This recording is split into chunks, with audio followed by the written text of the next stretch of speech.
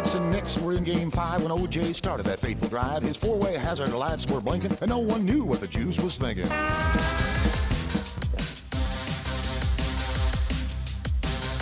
I've been to Reno, Chicago, Fargo, Minnesota, Buffalo, Toronto, Winslow, Sarasota, Wichita, Tulsa, Ottawa, Oklahoma, Tampa, Panama, Mattawa, La Paloma, Bangor, Baltimore, Salvador, Amarillo, Tocopilla, Barranquilla, and Padilla. I'm a killer. I've been everywhere, man. I've been everywhere, man. Across the desert bare, man. I breathe the mountain air, man. I've traveled, I've had my share, man.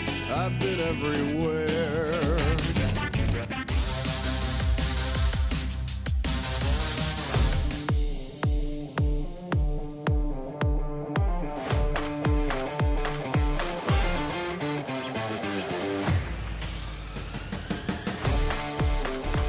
This is Oversight Live, your advocate for good governance.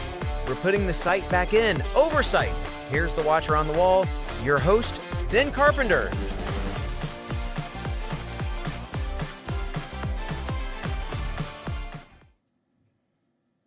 Hey, good evening, everyone. Thanks for joining us tonight. This is a Wednesday night, I think. Do I need to double check that? Yeah, it's Wednesday night. All day today, it's Wednesday. My, how time flies. What is Oversight Live? Well, in Alaska, our state capital and legislature are off the road network. You can only get to them. They're only accessible by plane and ferry. And it is prohibitively expensive for both time and money for Alaskans to visit our state capital on a regular basis. Providing oversight of our elected representatives and our government is a greater challenge for Alaskans than most Americans. Oversight Live is your road to Juneau until a real one can be built. A lack of a road is a major inconvenience, but with today's technology, it is no longer a valid excuse for not knowing what's going on. We're going to bring you convenient and relevant content so that you can be informed and educated with the actual facts, the actual truth, without traveling to Juneau or having to filter what you're seeing through the liberal media bias. You will have my bias, and I am unabashedly a limited government, fiscal, and social conservative. You have the opportunity to engage with me, your host, and with other Alaskans to seek answers to your questions live and in real time. All you got to do is text a question in your social media app, YouTube, Facebook, X, and I'll get it live and attempt to answer your question right here on the spot. If you're watching the recording and you have a question, then you can email producer@OversightLive, and I'll do my best to answer your question. I served in the legislature for 6 years, the state legislature. And I want my experience to not go to waste. I'm going to do my very best to impart what I learned to you so that you're better informed. If you do ask a good question, there's a chance that others will have the same question. So don't be surprised if I use that question on air and answer it for the edification of all of us. All right. We're going to attempt to have fun. So let's get started. Tonight, we've got two different meetings that I'm going to highlight. Senate Finance met today and took up and discussed House Bill 289, which is the supplemental budget, and OMB Director Lacey Sanders was there to help answer questions and provide a summary and some details on the differences between the House bill and the governor's request. And so we'll watch some clips of that. Should be informative. The second meeting that I'm going to highlight was Senate Resources today, and they had some informational meetings that came on the topic of mining. And the Miners Association is the particular briefing that I'm going to share with you tonight. We're going to watch it, and we're going to learn what the current state of the mining situation is in Alaska. And I think that's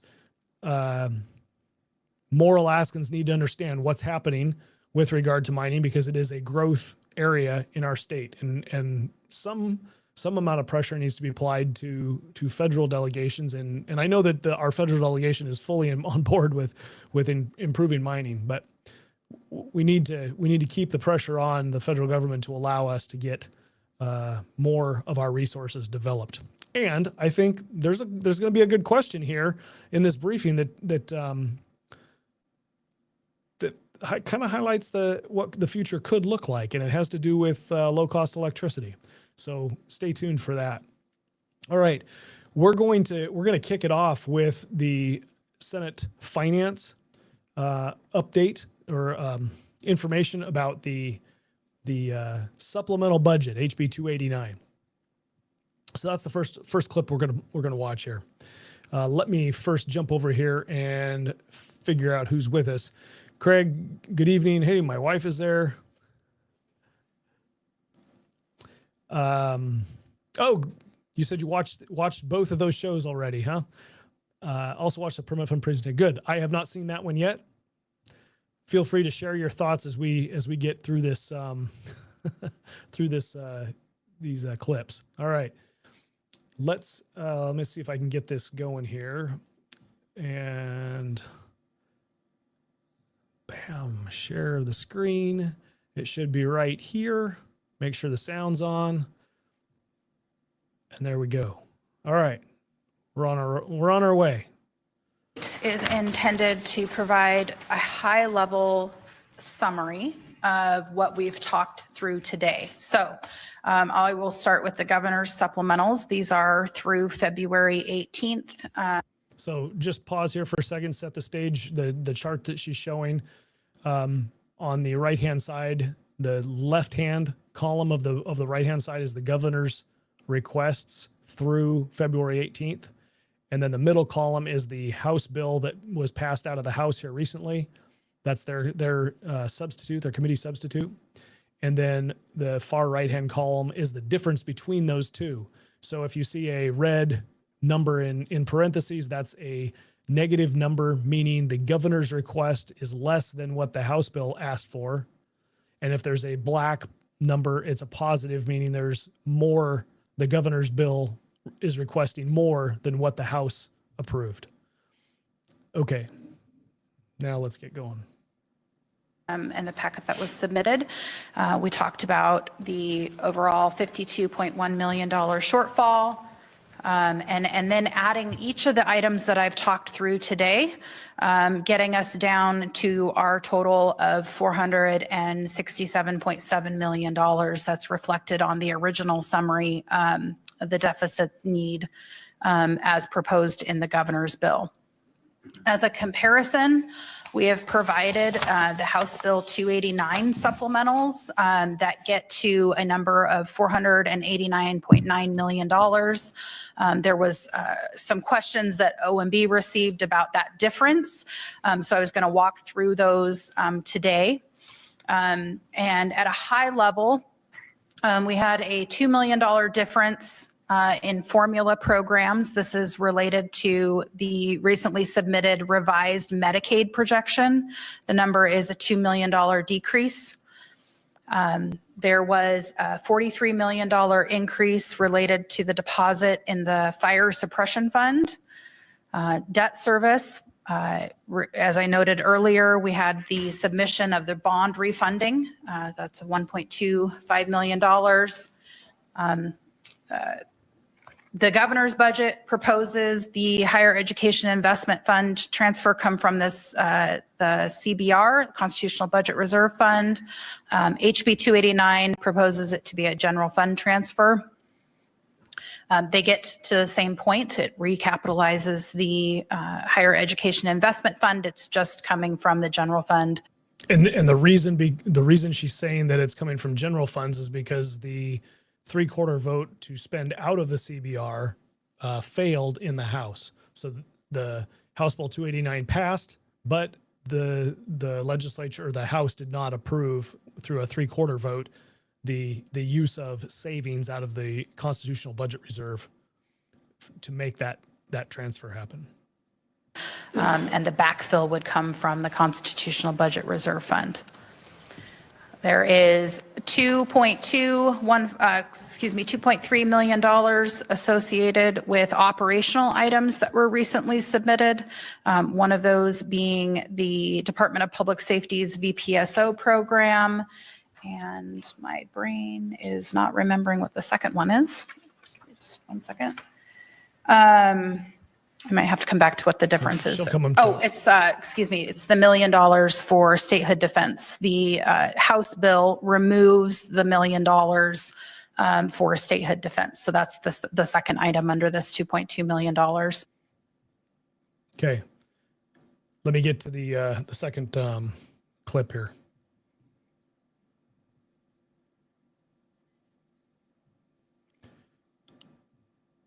A little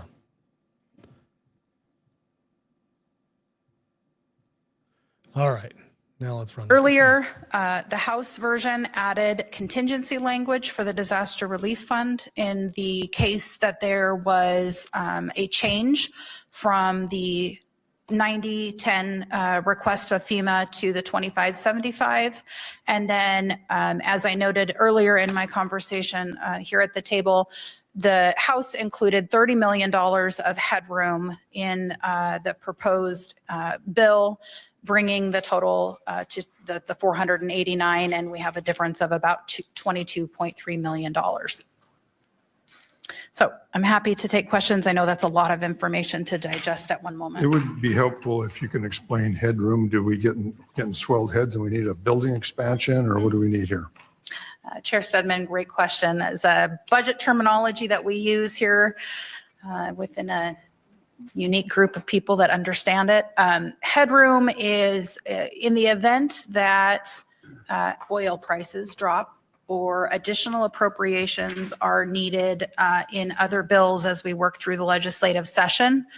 We can add, or the legislature could add appropriations into another bill, and they would still be covered by the constitutional budget reserves 3/4 vote at that point in time. So it's just allowing for the administration to bring forward any other urgent requests that might come up between now and then, or to care for if there is a significant change in oil and we don't have sufficient revenue to cover the expenditures. And 30 million is the cap. Is that correct? You can't go over that? Chair Stedman, yes, that is the cap in the current House Bill 289. And if the finance committees don't agree with a particular request coming forward to access the $30 million, we can decline that? Chair Stedman, yes, that is the purview of the legislature. They can include an appropriation or not include an appropriation that is requested by the administration. All right, so the only thing this does is alleviate a second 3/4 vote if there's a $5 million item or $10 million item. They'd have access to the money, but that doesn't, with this, but that doesn't mean they got approval of whatever they put on the table. So we have another crack at stopping it and or trimming it back.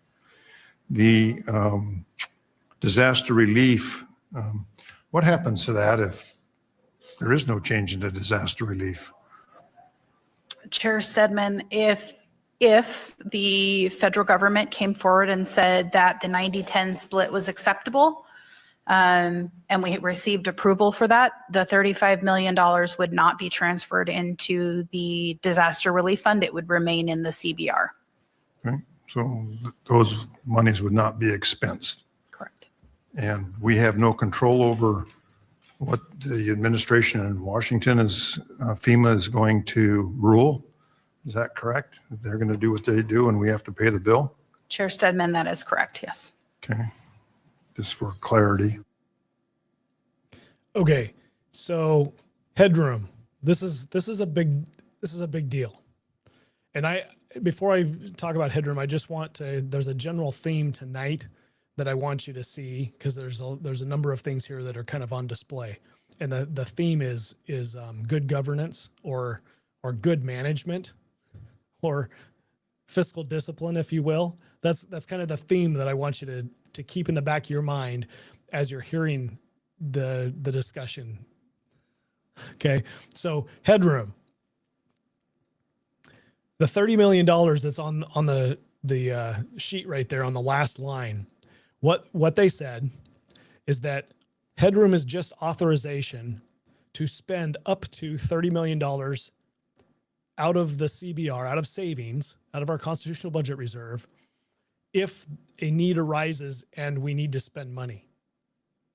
We don't have to use it out of general funds. We don't have to take it out of the permanent fund, dividend, or earnings reserve account, or we don't have to go after money in other accounts like the power cost equalization fund or the higher education fund. The legislature doesn't have to seek those funds. We've got a $30 million blank check. If there is something else that we want to spend, then we would have that authorization. Okay. That's what the 3/4 vote would have done in the House. Okay. It wasn't that the $30 million would actually get spent because they gave that vote. It was just a blank check for access, permission to access the CBR up to $30 million. Now, you would still need an authorization for the spending of that $30 million. So, for example, that authorization would come out in the fiscal year 27 budget document. Or it could be this document. They could add that to the fiscal year 26 supplemental. If they've already got the 3/4 vote in both bodies, then they've got an authorization to spend from it. Or you could have a completely separate appropriations bill that gets read across the floor and introduced to the legislature to spend $1 million on something else, or whatever dollar figure it is. And the source could be from the CBR. And as long as the legislature says yes to that new spending request from the fund, you wouldn't have to have another vote as long as it's within that $30 million. So this is a management tool. It's our legislature's management tool to get around the fiscal discipline piece of, well, how are we going to make all of our wants and needs like, it's hard. You'll hear this again. This is hard. This is massive. It's hard. You have to make a decision as to what to spend it on, or what programs that you do want or don't want, or maybe you have to reduce something, or bills don't get paid, or all of this concept of management is hard. So what we would really prefer, and this is what the governor's team asked for, is basically authorization for a blank check of $30 million out of our savings account for us to be able to submit requests for you to approve to spend out of. That's what it was.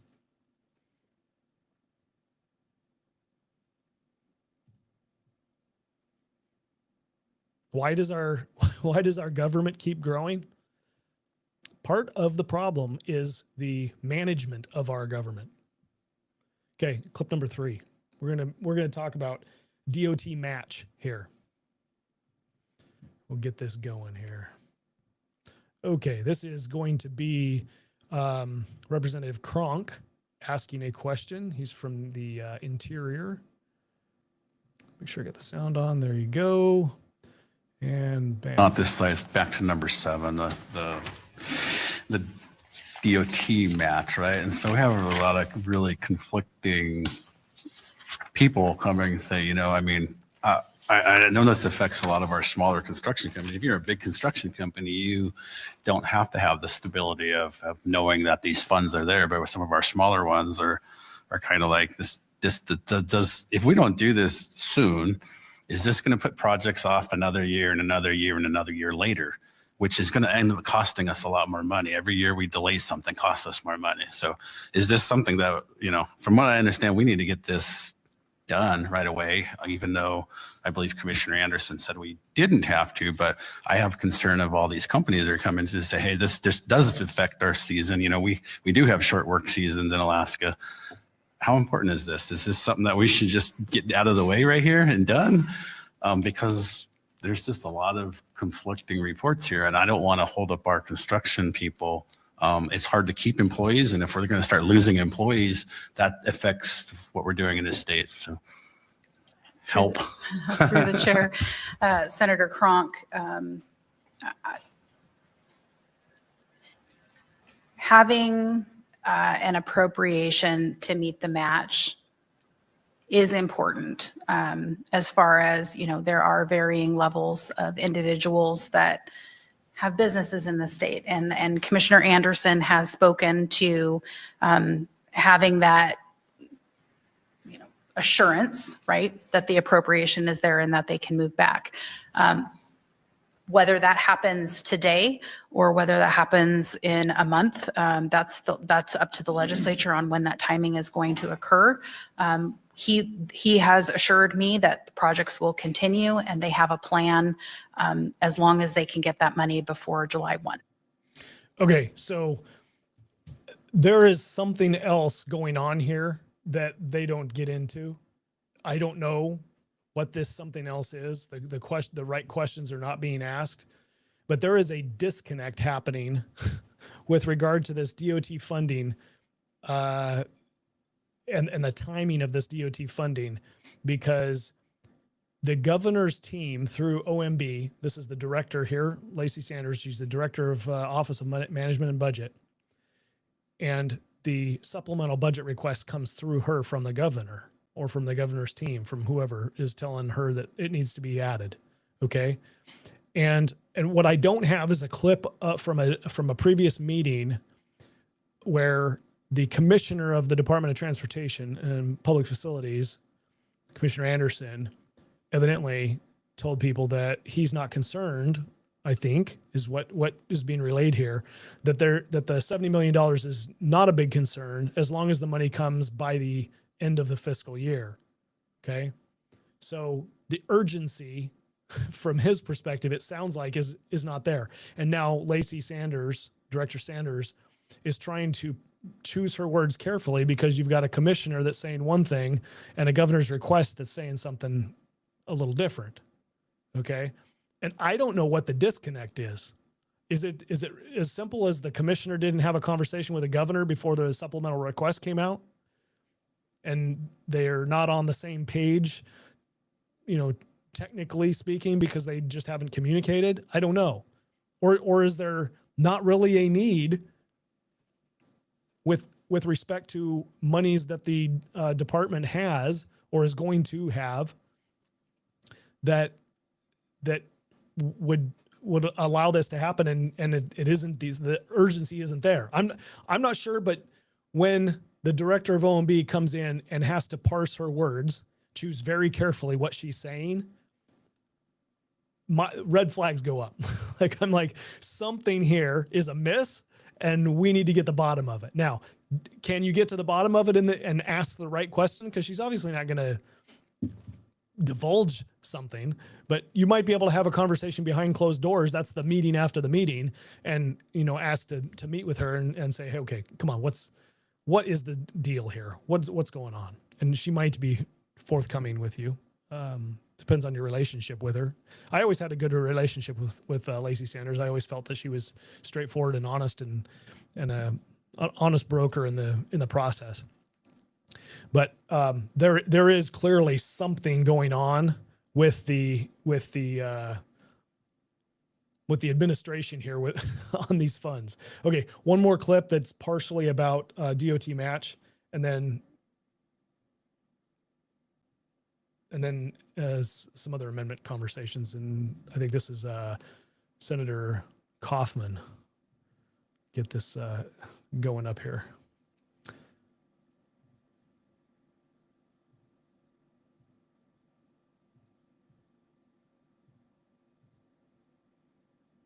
Okay, Senator Cron.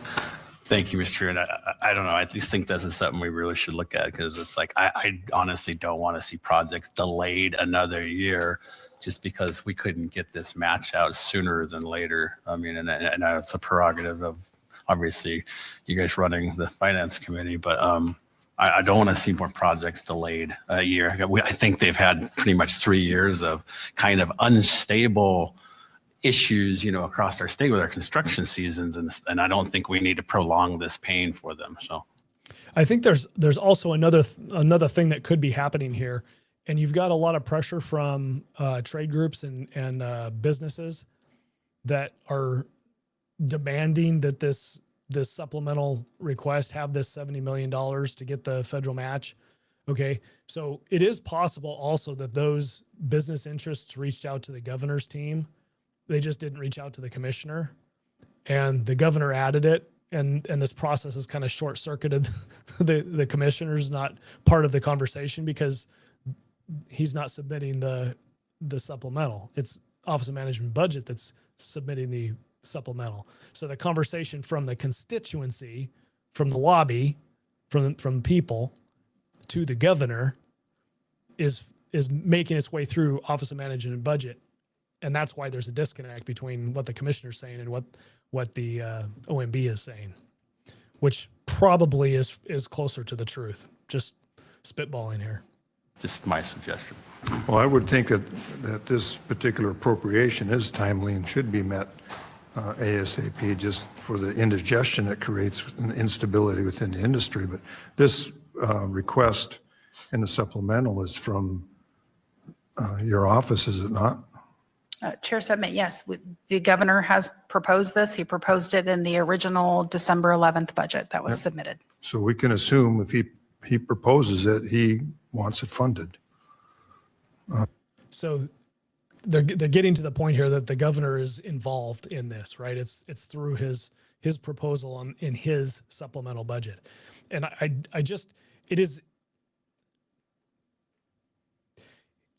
here's the power of the government lobby in the state of Alaska on display. Okay.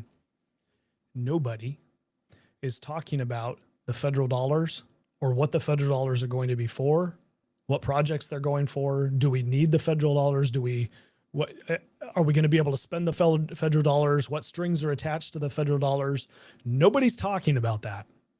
The assumption is because there's federal dollars out there, we just need to say yes and go for it. We don't know what the cost long-term is for the expenditure of those federal dollars, right?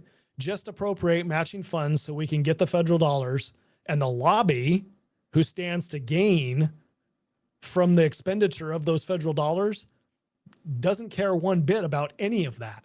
They just want to see the money spent, right? The legislature through the Senate Finance Co-Chair is like, oh, we need to get it out quick.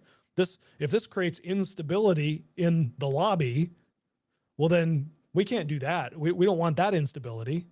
And I'm like, yeah, I want stability within the private sector too. Like, that's something that I want. I also want the legislature to actually ask questions and understand what's going on here. And this is not super transparent. What's actually going on here. Anyway. Let's get to Senator Kaufman's question. We can assume that that's the, otherwise it wouldn't be there, I wouldn't think. But we have other questions concerning Senator Kaufman. Thank you. Just wondering, with the bill in the House or the other body, there were various attempts to amend it. Were there any amendments that the administration was hoping would succeed, or are we really kind of basing on what's been constructed out of the governor's proposed supplementals? Through the chair, Senator Kaufman, the appropriations that were requested in the supplemental budget by the governor are the items that he supports. I would not feel comfortable speaking to any amendments that were proposed by anyone in the body. That would be me speaking out of turn. And I don't think we've added anything here. Through the chair, to the chair, correct. Aside from the disaster relief contingency and the headroom, the items that are proposed in this, in HB 289 are the governor's requested items. And the reduction of the statewide defense or statehood defense money, that is also the change, but it's not an add, that's a subtraction. That's the left saying they don't want the governor to defend statehood issues, mostly to do with resource development. Follow up, Senator Kaufman? Thank you. Just to clarify, that's what I was asking for. Of the spending that's there, is there anything that the other body has gotten out on a limb with the additions, or is it pretty much, are we dealing with the essentials? There's not a lot of bells and whistles being added. Thank you for that clarification through the chair. Correct. The items that are in the proposed HB 289 are the governor's items, with the exception of those 2 items that were added. Just a point of clarity on the headroom that we didn't mention. In the event, it's a standard practice, by the way, to have headroom. And it's also preferred. In the event, at the end of the fiscal year in June, then the bills come due, and the accounting process doesn't get trued up until mid-August or sometime, because you got to get the bills in, you got to get them into the system. And then if we find out if we had no headroom and we're underwater 5 million or 10 million or 20 million, we have to have a special session. The legislature has to come back to Juneau, convene, and pass a minuscule appropriation bill, because we have to have a balanced budget by the Constitution. So it's important that we have headroom, and the members in the legislature understand that mechanism. I have to stop it at the, I can't wait any longer. It's normal standard operating procedure for us to have headroom, to have this basic blank check, blank authorization for the government to spend when it can't live within its means. When we need to authorize more money to be spent because the management can't actually follow a budget. Here we've got a half a billion dollar state fund supplemental that's actually over $1 billion if you're counting all of the federal money that's coming in, supplemental to the budget that was last year. And if you listened earlier in the meeting, there's a bunch of the added costs here for operational costs in the, whatever it was, $40 million. These are for contracts that we knew about. They're not brand new contracts. They're contracts that somehow didn't make it into the original budget and are now in the supplemental budget. So this is poor management on display. Let's just give ourselves authority to spend from this savings account if things get tough and we're up against a problem here with regard to spending our money or managing our money appropriately. This is not good management, not good fiscal management. But this is what we've got. Because it isn't a free-for-all and to spend the 30 million. Just in case anybody gets any ideas to spend 30 million.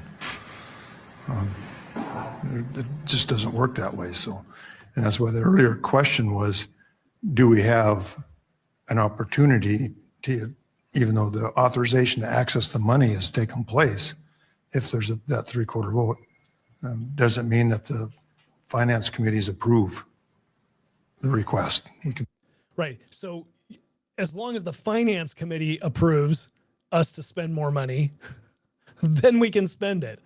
It isn't just a blank check for the government to spend it. It's if the legislature can give itself the authority to spend more money. That's in essence what he's saying. Anyway, next clip.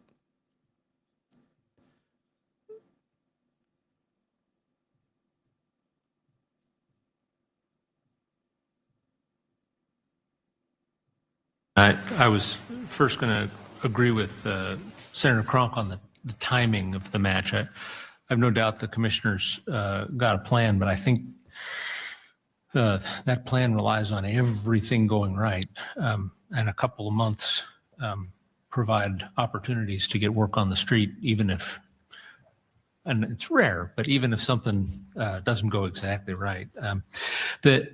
The question I guess I had on the contingency and on the headroom to Director Sanders, are those things that you would say are desperately needed, welcome, over your dead body. What's the administration's take on those two items? Well, let's not have any dead bodies. Let's not go that far in this process. No, might be despair, but no death. Fair enough. Through the chair, Senator Keel, as Senator Stedman mentioned, the headroom is something that we proposed as well in the original supplemental budget. So it's not uncommon for there to be headroom. And just from my perspective, it's helpful just due to the volatility of oil, right? We don't want to be in a situation where we don't have the revenue to cover the expenditures or the appropriations that have been made. And, one thing I just want to comment, I meant to say it earlier, is a lot of the items that we've requested in the supplemental are big items. And as I've mentioned many times, they're obligations that we have. Our ability to react, it's already almost March 1st. That's a very short runway for us to come up with a variety of ways to react to shortfalls. If we don't have the appropriations to meet the needs that we have, or we have a revenue shortfall, because we didn't have headroom and revenue went sideways and decreased even further. It's a difficult position to be in, to come in and say what's not going to happen in an agency or who is not going to, be paying a bill. That's a difficult spot to be in with a short time frame.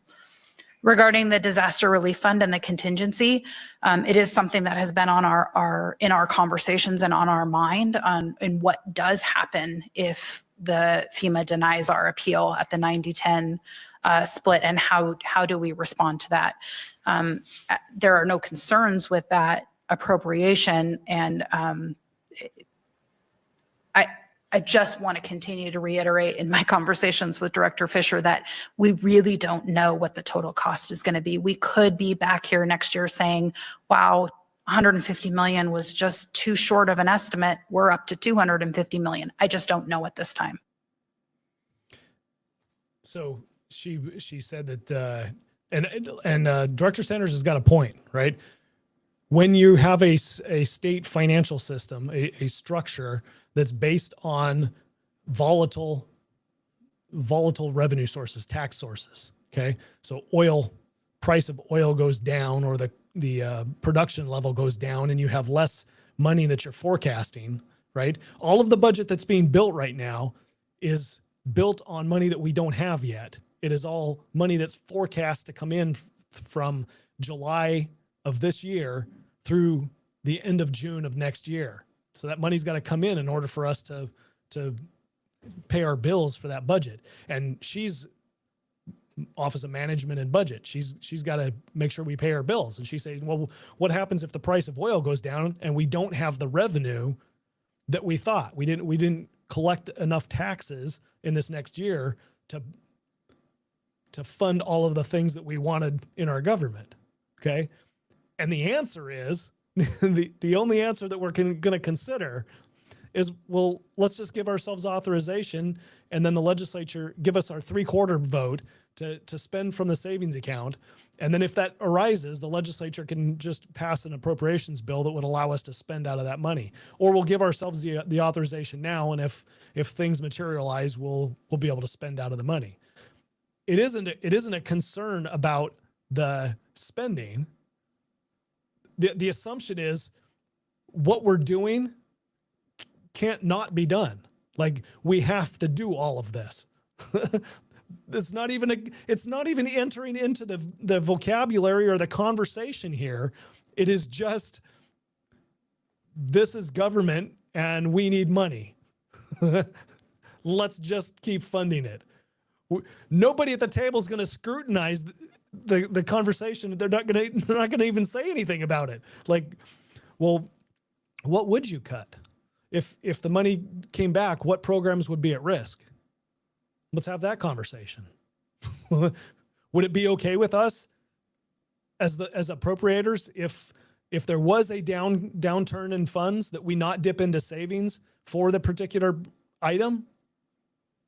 That's a legitimate question. Are all dollars being spent equal in the state government? I mean, we've already covered the fact that we've got a whole bunch of positions that are vacant. You don't even have heartbeats, hired into them, and that money gets spent. So what if you don't spend that and you just figure out how to?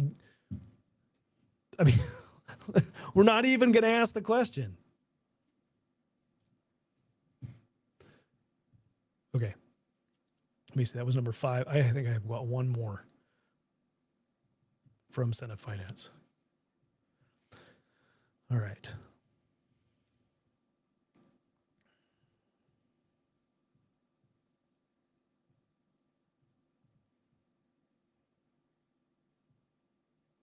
Revenue has a team within the tax division that we refer to as the Economic Research Group. This is the team that we rely on very heavily for not only our revenue projections, but also all of the modeling that we do in the state related to new revenues or what is occurring. And they also produce the revenue sources books. Over the last quite a while, what we have been experiencing is a substantial turnover rate in retention for this group of individuals. They are often, I would refer to them as being poached by other sources. They can get paid substantially more money, not being in this classified group within the Department of Revenue. And so Okay, just pause here for a second because we've had a conversation on this show about pay and classification studies, right?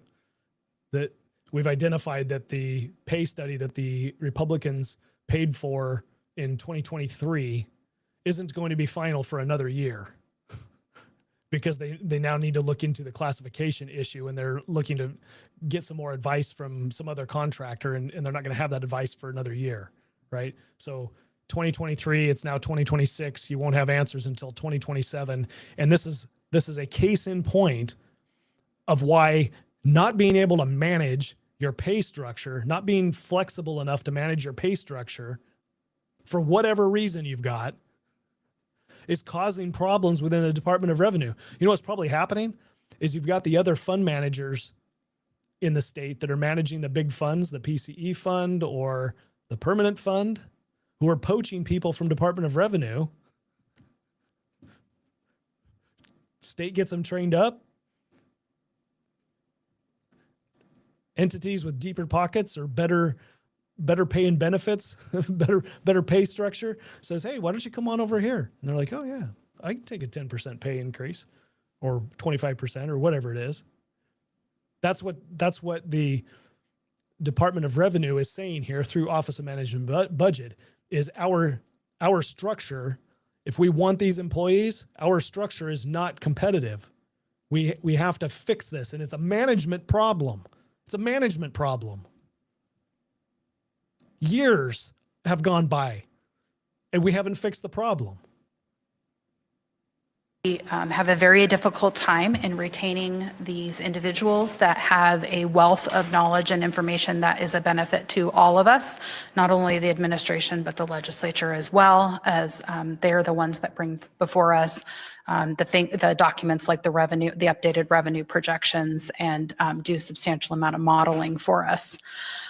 So in an attempt to retain those qualified individuals in the state, we're looking at transferring or establishing 2 positions and moving existing people into what we refer to as exempt roles.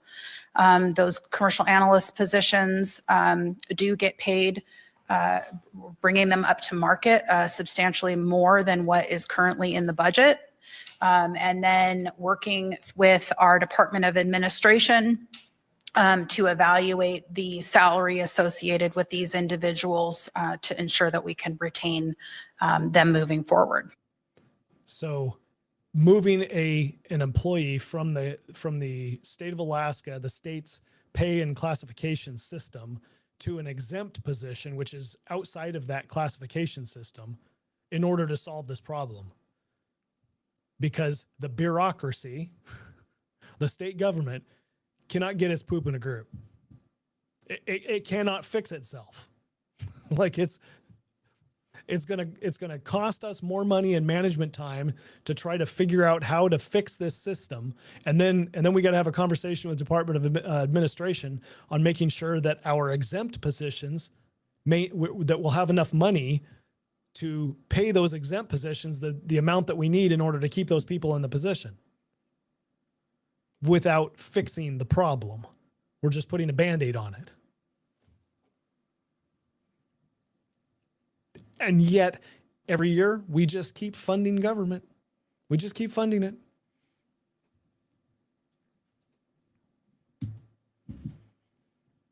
Okay. I'm going to pause here for just a second before we jump into the other thing here, the other briefing from the Mining Association. Let's see here.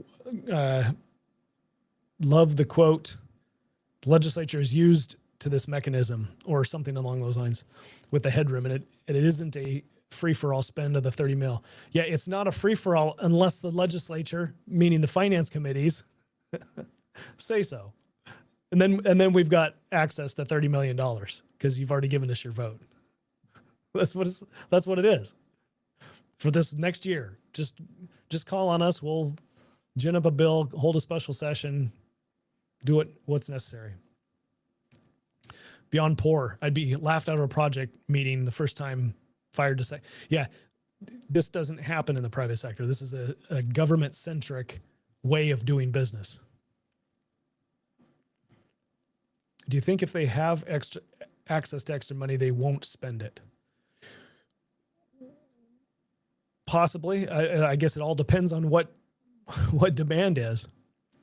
But I mean, the logical conclusion is they're going to spend as much as they have authorization to. Corey says, if the headroom is normal, then why did they all seem confused by its presence? Yeah. Okay, pause for a second. Great question, Corey. I am thinking in my head of how long each one of those members has been on Senate Finance. This isn't their first that I'm aware of. None of the members of Senate Finance, this is their first legislature on Senate Finance. Senator Cronk might be the newest member to Senate Finance. Might be Keel, but I don't think so. He's been around for a long time, so he's probably been on Senate Finance before. And Kaufman, I know, was on Senate Finance before. So nobody's new here. They've had multiple years being on Senate Finance. And yes, the concept of headroom is something that, while Stedman thinks that and he says that it's, common practice, nobody knows, nobody understands. I mean, this is the members are not even, like, no one seems to care that what we're really appropriating and what we should be communicating to the people is this is a $1.1 billion budget. All we're talking about here is general funds. So you take away from this and say, oh, well, there's 458 or 478 or whatever the dollar figure was on that slide, just shy of $500 million. That's all state funds, and that's all we really care about. Well, the other half of the budget is federal dollars, and you're not hearing anything about that. So you must not care. They must not care. It must just be free money. It's coming in. Doesn't matter. The only thing we really need to talk about is this money here. What are we growing with our federal dollars that we're spending $70 million on that's going to cost us more in the future in maintenance? We've got this backlog of deferred maintenance on things in the state of Alaska that just keeps growing because we don't prioritize that. And here we are accepting $700 million of federal money to build something, to grow something, to do something infrastructure-wise with federal dollars and DOT. Great, we're going to have new roads or a new bridge, or I don't know. Maybe it's fixing some of the deferred maintenance that we've got. I don't know. We're not asking the question. We don't know.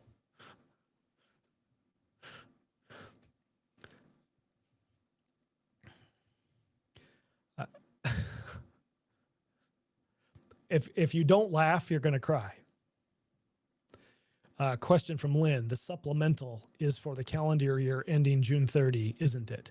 Yes. This supplemental, with a couple of exceptions that they highlighted, that there are some appropriations for OPA, Office of Public Advocacy, that are authorization to spend money into the next fiscal year.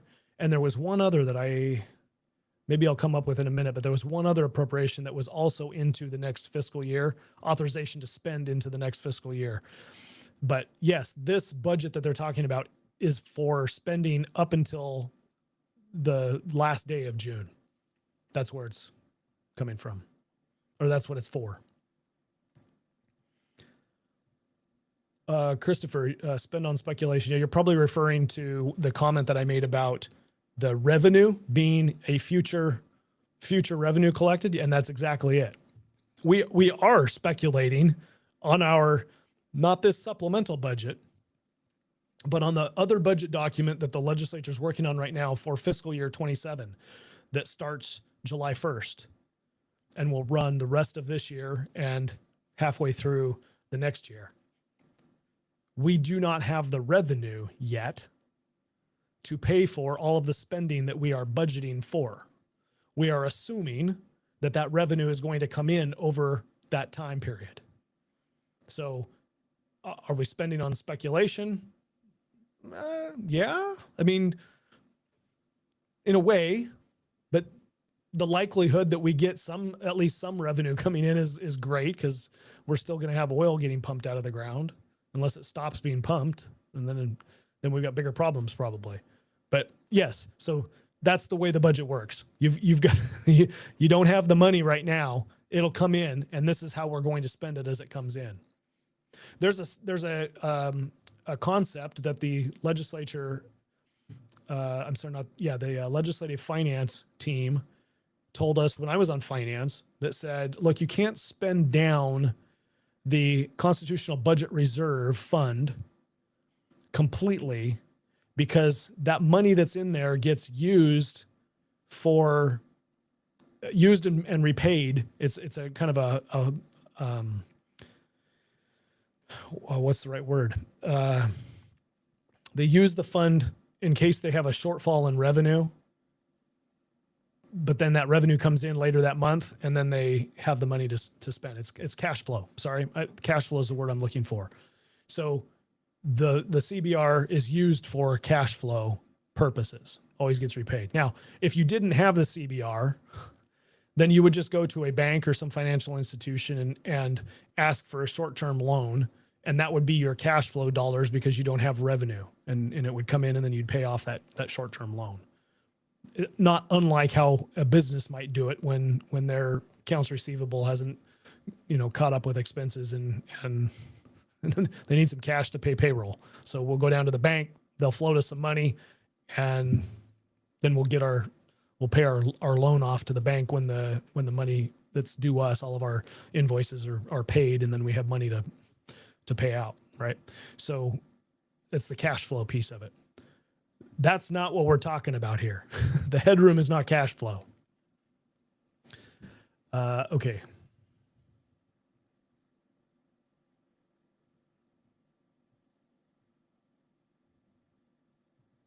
Crystal ball budgeting.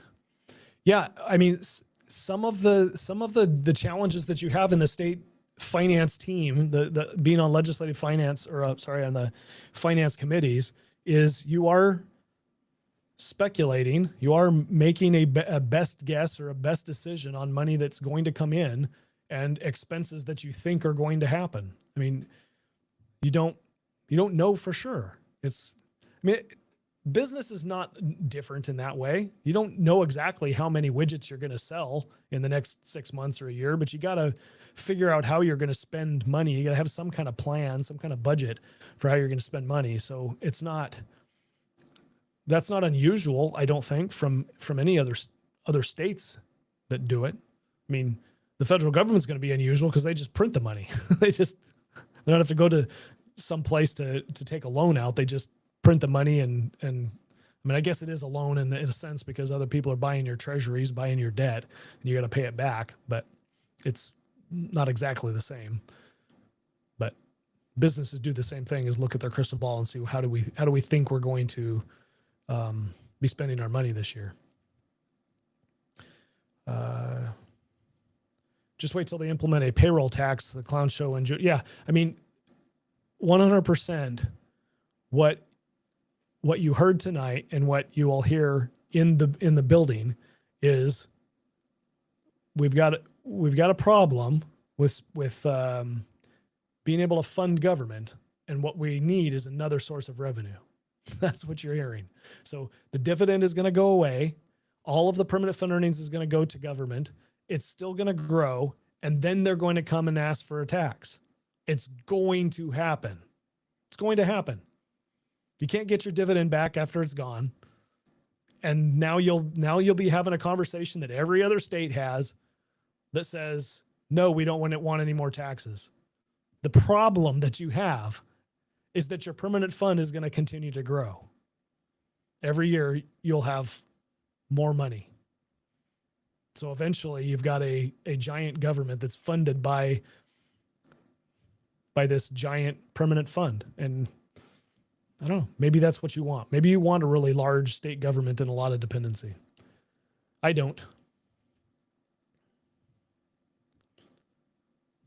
Yeah, Corey, I would say we're in trouble, but we've been in trouble for a long time.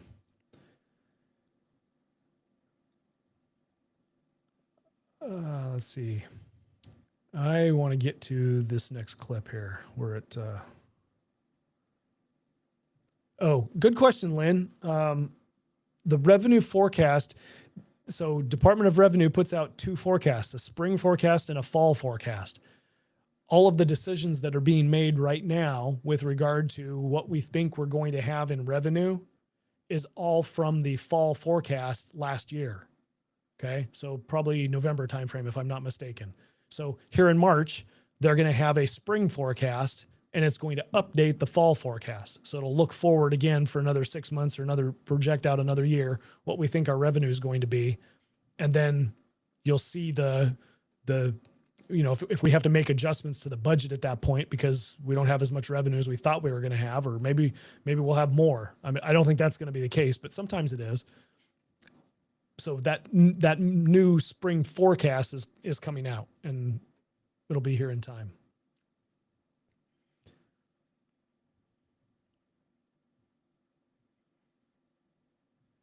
Is the disaster she's referring to hurricane relief rebuild? Yes, Brian. Some of the $40 million is the Typhoon Halong response money. I think it's the $40 million.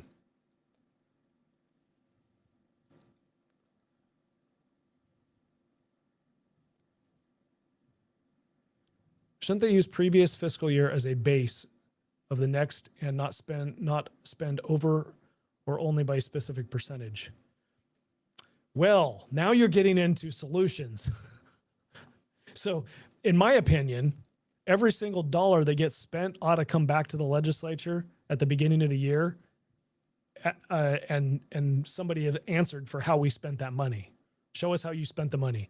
And for the next budget going forward, your account's at zero. And then we have a conversation about how much money you actually need based on how you actually performed last year. And if you're wasting money, then you don't get as much money going forward, because the legislature should not be paying for waste. We shouldn't be doing that. Like that's dumb. So fix your process. Fix it. How much money is it going to cost for you to fix your process? Because if we don't fix the process year after year after year after year, it costs us more money. So let's spend some one-time money and fix the process. But that's what you would consider zero-based budgeting. Start the year at zero. Every account, every department, you're at zero. Come in and justify the dollars. What ends up happening is we just take last year's budget and it kind of rolls forward into this year because we spent an X dollars last year. We want to spend X plus 1 or X plus 10 this year. And that's what we have a conversation about in the legislature is the plus 10 or the plus 1. We don't really talk about what we spent last year. You're not even scrutinizing it. Like the whole conversation I just had about federal dollars, we don't know what it's going towards. No one seems to care what it's going towards. Just we got to get it out into the public's hand because It's federal dollars and it's going to go into the economy. So let's do it. We don't know. The legislature doesn't know how those departments spent their money last year. Not a single one of them. Not a single one. It's not even in our dialogue.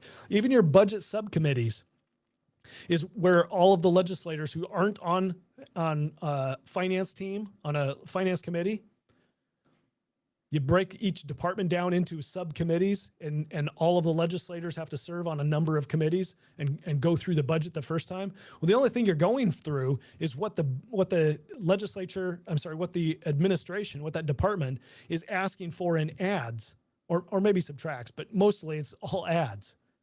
You're not going through the base budget. You're not. Whatever they spent last year, the programs that they spent them on, you're not scrutinizing them. No one is asking those questions. How do you expect your government to get better? It's 100% on the bureaucrats and on the governor and his team to make improvements in state government, because the legislature has no idea. They have no idea how the money's actually being spent. It's not even a concern.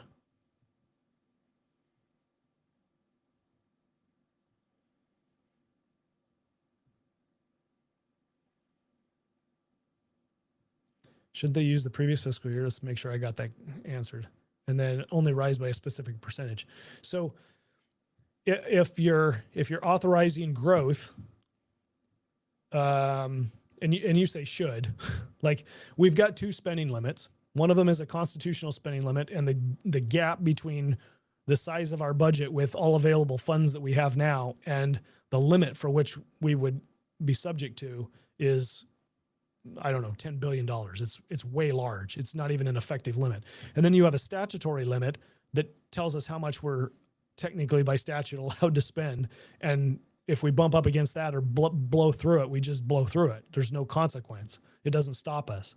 So if you did have a statute, or if you did have something in the Constitution, would be the only way that you would force the legislature to ask the question, how much growth from the last budget? But again, this is the challenge that we have in the legislature that's not asking questions and not looking at how we're spending our money. Just answering the question, well, we'll have 1% growth allowed. Well, that's all you're going to care about. What's the dollar figure that gives you 1%, or that 1% gives you? And then that's what your budget's going to be. And now we figure out where to put it. I mean, similarly, and this is the constitutional amendment that I wanted to see happen, which is tying the spending decisions, meaning the additional spending decisions, to the size of our private sector. So as our GDP, non-government GDP goes up, gross domestic product or gross state product goes up, then you would have a corresponding increase in your ability to spend, because you have an economic engine that is just increased in spending. Likewise, if the GDP shrank, then you would have a corresponding decrease in your spending, because your economic engine can't support the size of spend, right? But we don't have that. We don't have that. But in the case that we did, they would just run the formula and they would figure out how much money you had available to spend. And then if you don't have enough revenue, then you have a conversation about how we're going to raise revenue to spend to the limit that we want. And if that's taxes, then you'd have to go back to the people for more taxes. If you had excess funds and you have more funds than you have authorization to spend, then you have to make a decision with that excess funds. Do you put it in savings? Do you give a tax rebate? One of the things that I think would benefit the state government is to not base your budget, your future budget, the crystal ball here, not base it on what you think the price of oil is going to be. Base it on a lower than expected price of oil. Like, do we think that the price of oil is going to get to $50 a barrel? No. Okay. It's base. It's a base dollar figure. Every year we just use that price. Instead of the fluctuating, the jumping back and forth that says, oh, we think it's going to be 62 this year. Oh, no, it's going to be 59. No, next year it's going to be 64. And you're always trying to play the market here. No. let's just find a base figure here that is based on what we think what historical averages have been, something that we think this is the most likely thing that's going to happen based on experience, right? Give it a 5-year look back or something. This is what the price has been over the last 5 years, average over the last 5 years. And that's the number that you go to. If it's less than that, turns out to be less than that, then you got the same problem that you have now without enough revenue. But if it's more, then you've budgeted safely, and now you have excess revenue. Now you have a problem of what to do with the excess revenue. Spend it, save it, give a tax rebate, but you're basing your budget off something that's more stable than this predictive nature of what we think the price of oil is going to be in a year from now. It's nonsense.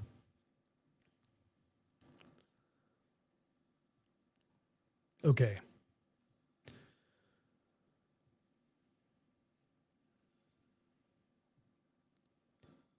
Complete nonsense. How can you agree with increases without knowing how past monies were spent? Easy. You just put it in a bill and you ask people to vote for it and it's approved.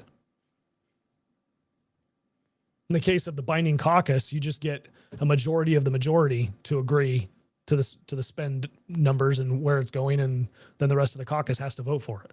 I mean, that's the easy part. Eventually, if people want to go home, they're going to vote yes for a budget. Good question, Corey. PCE, power cost equalization. So a number of years ago, and I really do want to get to this other video, but a number of years ago, there was a compromise in the legislature. There was a bunch of money that was spent on energy infrastructure on the rail belt. And because the Bush caucus, the legislators from the Bush districts, were part of the majority, and they had they had a say in approving those infrastructure projects and the spending of that money along the rail belt. So this is for the urban people. They said, okay, if you're going to do that, we don't benefit from that. Those improvements to the infrastructure for energy, for electricity, we don't benefit from it. What we've got are generators and high diesel costs out in Western Alaska in the villages. Okay. So they created a power cost equalization fund, and they created a formula that determines a subsidy, a state check that goes out to those communities out in Western Alaska to help defer the costs of diesel or energy for Western Alaska. Okay. So that's the purpose of the PCE. It has grown. The Power Cost Equalization Fund is over $1 billion, and it kicks off interest every year that is funding the power cost equalization payment that goes out to Western Alaska. And this was a political arrangement made a number of years ago as a promise to Western Alaska from those in urban Alaska. Help us get this infrastructure built for us, and we'll help you subsidize your power out in the villages. Okay. So what actually ends up happening is as your cost of electricity goes down in the rail belt, the amount of money that can be spent out on PCE goes up. So as we benefit for lower cost energy, they benefit in larger subsidy for fuel out into Western Alaska. So that's what PCE is. The legislature can grab any of those dollars in the PCE fund and spend it on anything they want. Remember, we have a prohibition against the dedication of funds, and the PCE is one of those funds that you can't dedicate. You can't say this money is only for paying subsidies for energy out into Western Alaska. You can't do that. It's a designated fund. That $1 billion could go away just like that if the legislature decided they needed $1 billion to spend on something. They have the authority to do it. So that's PCE.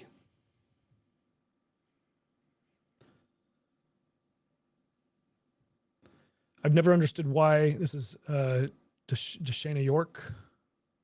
Never understood why a standard price of oil was not used and why the constant yo-yo. Well, that's because you're your Department of Revenue is looking at your spring and fall forecasts and just trying to predict where they think, based on market conditions, where they think the price of oil is going to be. That's why the yo-yo.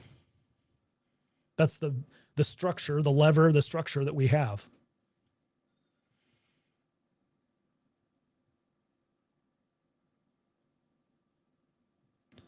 Brian, it was a fund intended to build out and provide the rural areas yeah, that's exactly it. Not so much a slush fund in the sense that the legislature or Western Alaska just gets to do whatever they want with it. It is specifically statutorily granted and designed to cover the energy costs out in Western Alaska. So the payments get made and they're an energy subsidy. Okay. I really want to get to this this other meeting here. So, because I'm in control, I'm going to do that. Let's.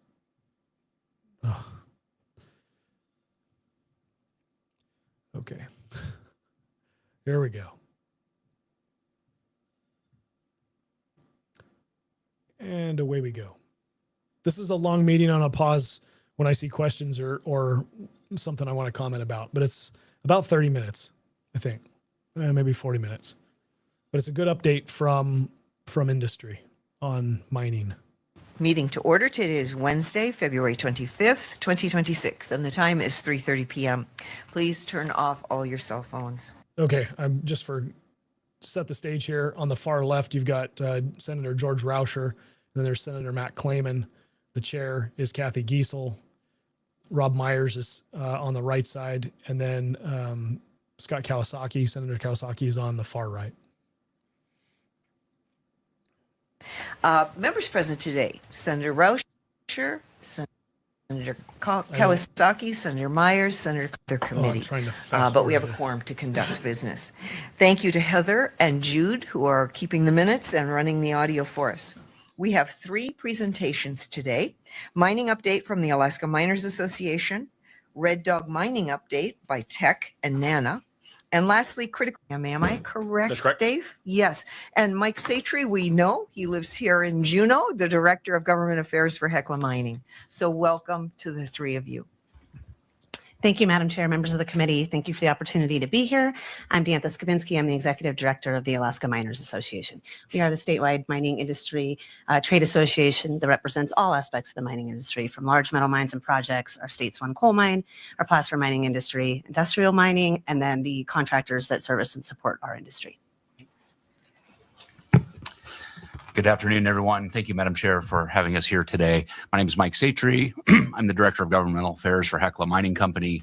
Hecla is a 135-year-old American mining company based in North Idaho. We have operating mines in Idaho, Alaska, the Yukon, and Quebec. Our biggest and best asset is the Greens Creek mine right here in Juneau. It's the largest silver producer in the United States, and Hecla as a whole produces 37% of the silver in America. Well, good afternoon. Dave Larmer, Contango Ore. Madam Chair, just quick correction. I got promoted to Vice President of Exploration for Contango Ore a couple of weeks ago. So if you do something right, I guess you can move your way up there. Additionally, the statewide president for AMA and the state chair for that. I would like to briefly start off today with a quick safety share, if I may. Safety is obviously our number one priority, our number one pillar and value in the mining industry. A lot of times we take the day to start our day off. We just kind of do our safety shares or our tailgate meetings, and we ask ourselves, why do we want to go home safe and healthy every day? And what do we think our biggest risk is? So I'd like to share mine briefly. I work safe and healthy today because I want to go back home north to Fairbanks. I want to be able to see my wife. I want to see my puppy up there. And also want to be able to have the opportunity this weekend to go out and enjoy our great outdoors in Alaska. My biggest hazard today that I've assessed is probably going to be a slip, trip, and fall on these icy conditions and these roads out there. So I'm mitigating that by taking a little extra time walking, not rushing to my meetings, making sure I have sure footsteps, and taking some alternate plans or alternate routes if it's too busy up there. But that's how I'm going to work safe and healthy today. Thank you. Thank you. For the record, Diantha Skabinski, Alaska Miners Association. So we're here today to deliver our annual mining update. Thank you. And also to share what we believe is the industry that's entering a structural paradigm shift driven by federal and state policy changes, national strategic demand for minerals, and evolving development models. It couldn't come at a more important time because we are at a critical juncture for economic growth in our state. So today we're going to walk through what has changed, why it matters to the state, and what alignment can look like going forward. So we'll talk about the state of the industry. We'll discuss last year of changing federal and state regulatory policy. We'll share in depth the Fast 41 process, what it is and what it isn't. We'll discuss whether what the state of Alaska can do now to fully capitalize on this situation and share a long-term vision for mining in Alaska. So to start, I'm sharing a map from our 2024 annual report, and there's a reason for that. This shows the current large-scale operating mines in Alaska and some of the projects at that time that were in exploration and or permitting. The 7 operations on here are economic anchors of the region they're located in. They're the largest private sector employer, and they're the largest local government taxpayer, high-wage jobs, all while maintaining a strong environmental performance and being good neighbors. Something we can't portray on this map, but I'd like to take a second to point out, are the roughly 300 placer mines we have distributed around the state, producing gold on private, federal, and state lands, from the Haines area out to coastal Southwest Alaska, in interior, up the Canadian border, and up to Nome in the Arctic Circle. They range in size from 1 to 25 employees, but collectively, if you put them in aggregate, they have a similar economic impact to one of the large-scale mines that we profile. Now I'm moving to our 2026 map, and as you can see, it's a bit busier. 2024 showed 7 large-scale mining operations and 8 projects that we would consider in permitting or advanced exploration status. This map shows an additional 12 active exploration projects and an additional operating mine.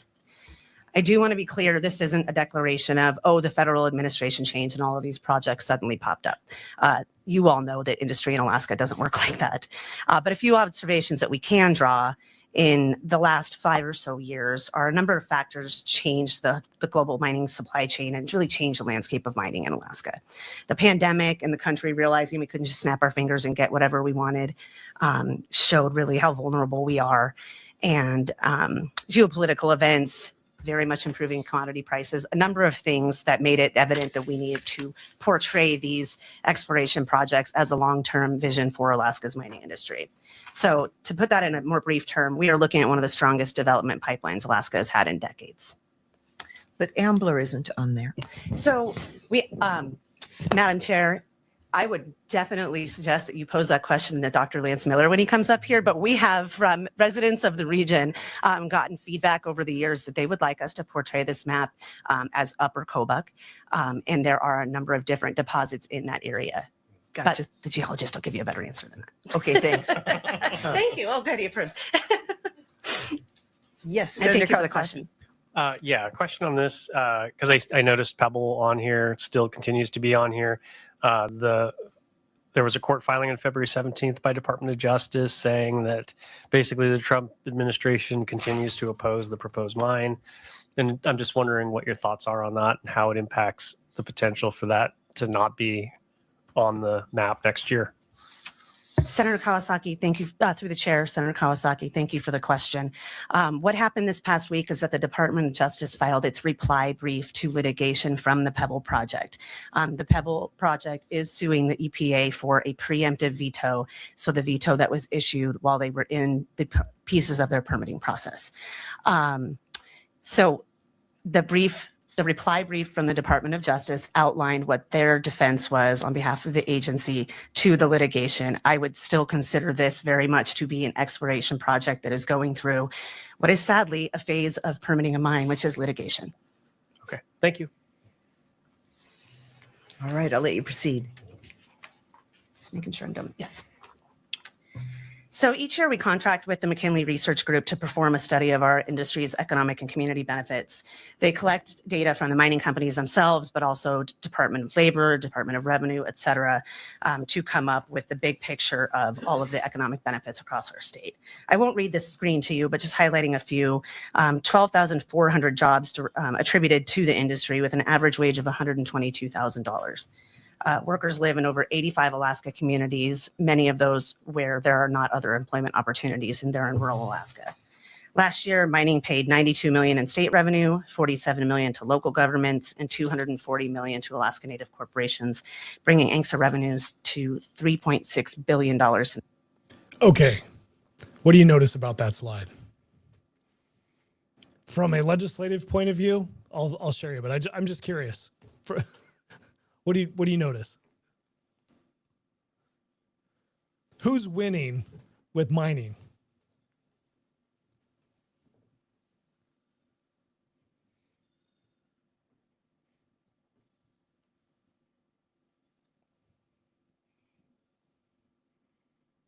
Who's winning?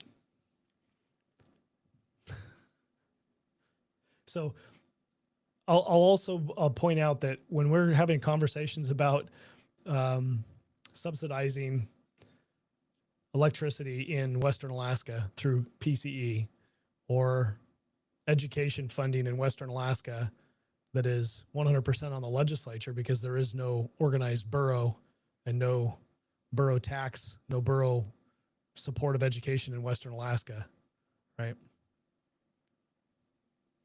Nope. Corey, the state is not the one that's benefiting the most. And I guess I said who's benefiting, but who's benefiting the most? You got $92 million in state revenue. You got $47 million going to local governments, so local property tax or some other tax. You got $240 million going to Native corporations. And they're saying that that's over $3.5 billion since 1989.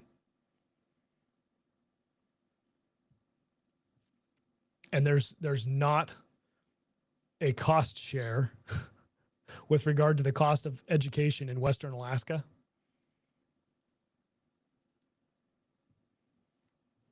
I'm just stating the obvious here that Native corporations who are there to benefit their tribes, their people, who largely live in Western Alaska. I mean, at least the population that lives in Western Alaska are largely represented by tribes, is what I'm trying to say.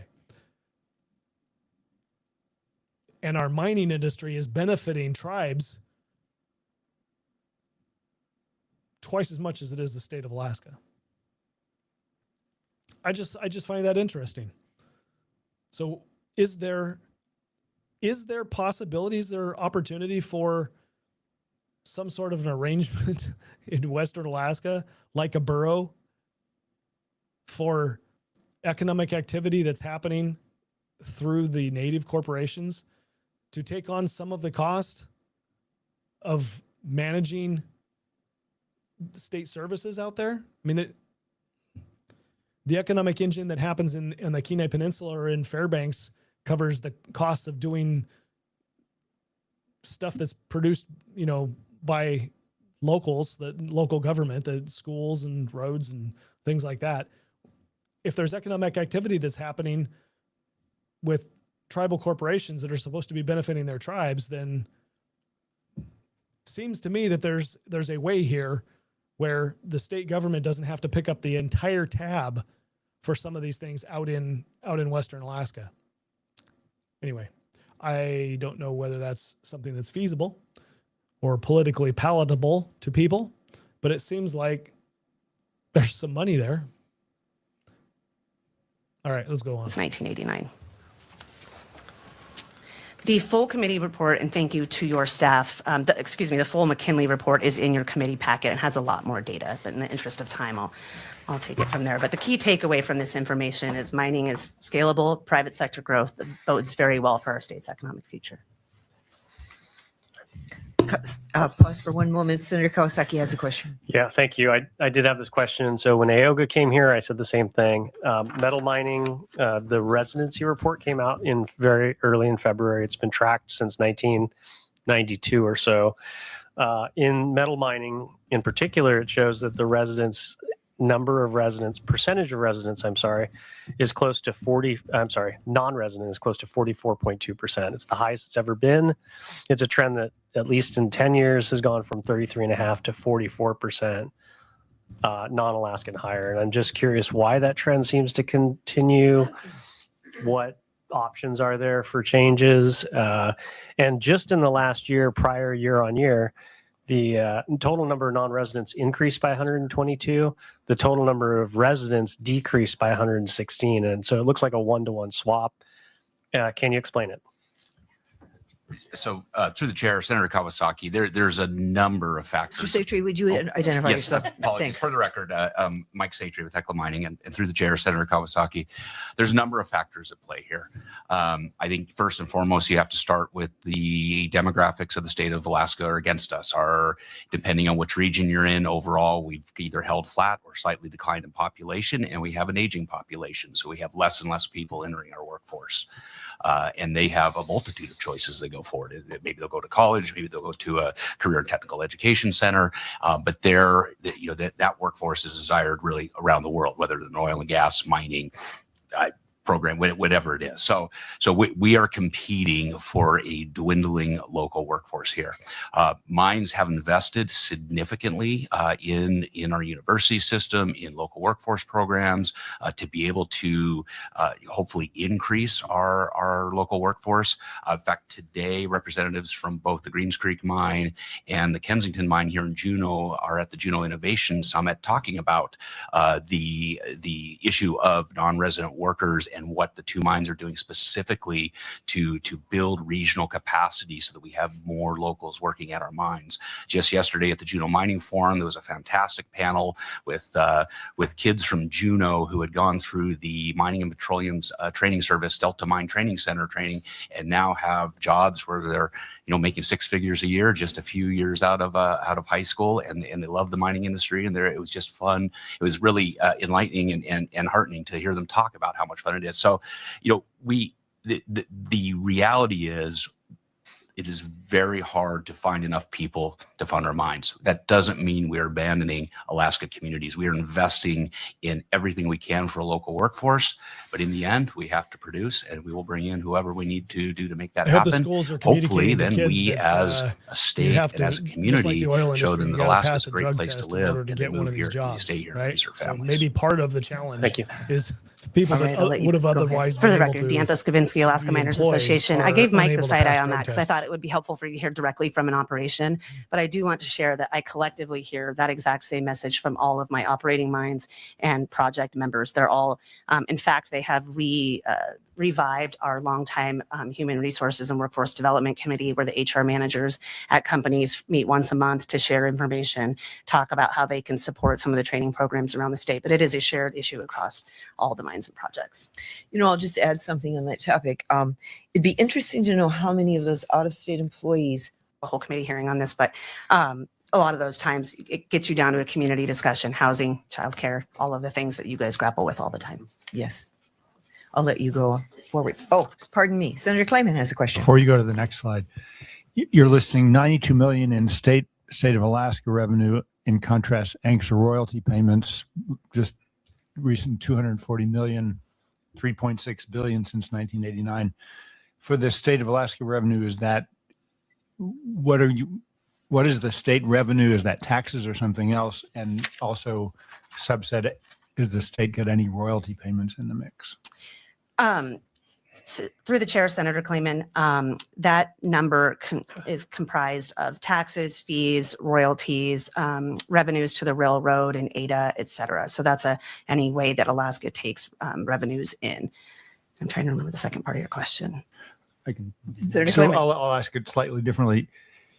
It looks like the native corporations actually have a lot of very good lands in terms of, or properties in terms of mining and revenue and royalties for those mines. Does Alaska not really have a lot of lands that are particularly good mining properties for purposes of getting royalties? Through the chair, Senator Kleiman, I'm not allowed to call them good or bad mining properties, but I will say we do only have one large mine that is primarily on state land paying a royalty right now. The other operations are on federal land or private land, such as the Red Dog mine. So that just the Pogo mine is the only mine that's primarily on state land, so paying royalty. There you go. And one Follow more up? follow- Learn And is something that, new. I think someone cynically said the reason the state tends not to have as many good properties in that way compared to some of the native corporations is because we got third choice in terms of in terms of selecting lands. Is this a reflection of some of the places where we didn't get first choice in terms of getting different properties? Through the chair, Senator Clayman, I don't really know the answer to that. Yeah, it's above her I pay have not grade. had those conversations at AMA before. I will say that the map that I showed you earlier with a lot of exploration projects, there are a lot of really prolific deposits on state land that could become an operating mine in the future and could greatly compound our contribution to royalties. And mental trust lands. If I may, Dave Larimer, for the record, through the chair, Senator Clayman. I would also like to add that I would say, yes, there are a lot of Alaska Native corporations did get a great choice. They were chosen because they were mineralized lands for that reason. Secondary, for the state lands, it's a large package, and the geology is not really well known. You know, we fight as geologists to bring up our geologic knowledge across the state so we can find out where mineralization is, so we can develop those projects through there. So I would counter offer that Alaska state lands is just so large that we have to figure out what we have in front of us. That's great. And again, Diantha Skabinski, Alaska Miners Association. I'm trying not to sound too editorial or advocacy here, but I will say if you look at the Pebble deposit, that is a deposit that was chosen specifically by the state of Alaska because of its immense potential. So that is something where they did kind of get their first pick, if you will. Question: would you support state funds being spent through the Department of Natural Resources to understand or better understand where we have mining opportunities in the state of Alaska? Like if what I just heard was true, and that he said that there's so much state land that we have to identify, we have to figure out where to go, where the value is, where the minerals are, and we don't know, so we've got to investigate. Would it be as the landowner, as the owner of the property, the state land, would it be in our best interest as we're the owner of the resource, right? The people of Alaska are. Would it be in our best interest to hire somebody to go figure out where the land is in our state that we would like to have mines developed on, to help provide revenue for the state? Is that something that we would expect DNR, or Department of Natural Resources, to be doing? And would this be something that would help industry? Would we just plop down a spreadsheet or a list that says, hey, look at these grids, look at these plots of lands. We're gonna put leases out, and here's the survey that we did on the minerals that are on these lands. And do you want to, here, look, we're even going to build a road out to them, right? If the government, the state government cared about, right, and if the federal government cared about economic development in the state of Alaska, that's something that we would be doing. The government itself would be like, we own the land, so what's this land worth? Let's figure out whether we can develop it, have somebody develop it, and then we've got some revenue coming in. But if what he's saying is true, we don't even know what we got. Not only does he not know what we got, the mining association or the mining industry doesn't know what we got, but the state, the people of Alaska don't even know what we got. Now, I think we do know some of what, but I do believe that he's probably onto something that says the state of Alaska is not exactly sure about all of the land that we have. And we probably have room for improvement in this area. Thank you. Very good. I think we're ready for the next slide. Okay. Another topic that would take an entire committee meeting, and again, you have indulged us and included in your committee packet a handout on environmental performance. So it has a lot more detail than what I'm going to tell you right now, but still very important to recognize and discuss the environmental performance of mines in Alaska. Just to summarize a few very important points, permitting process does not guarantee a yes.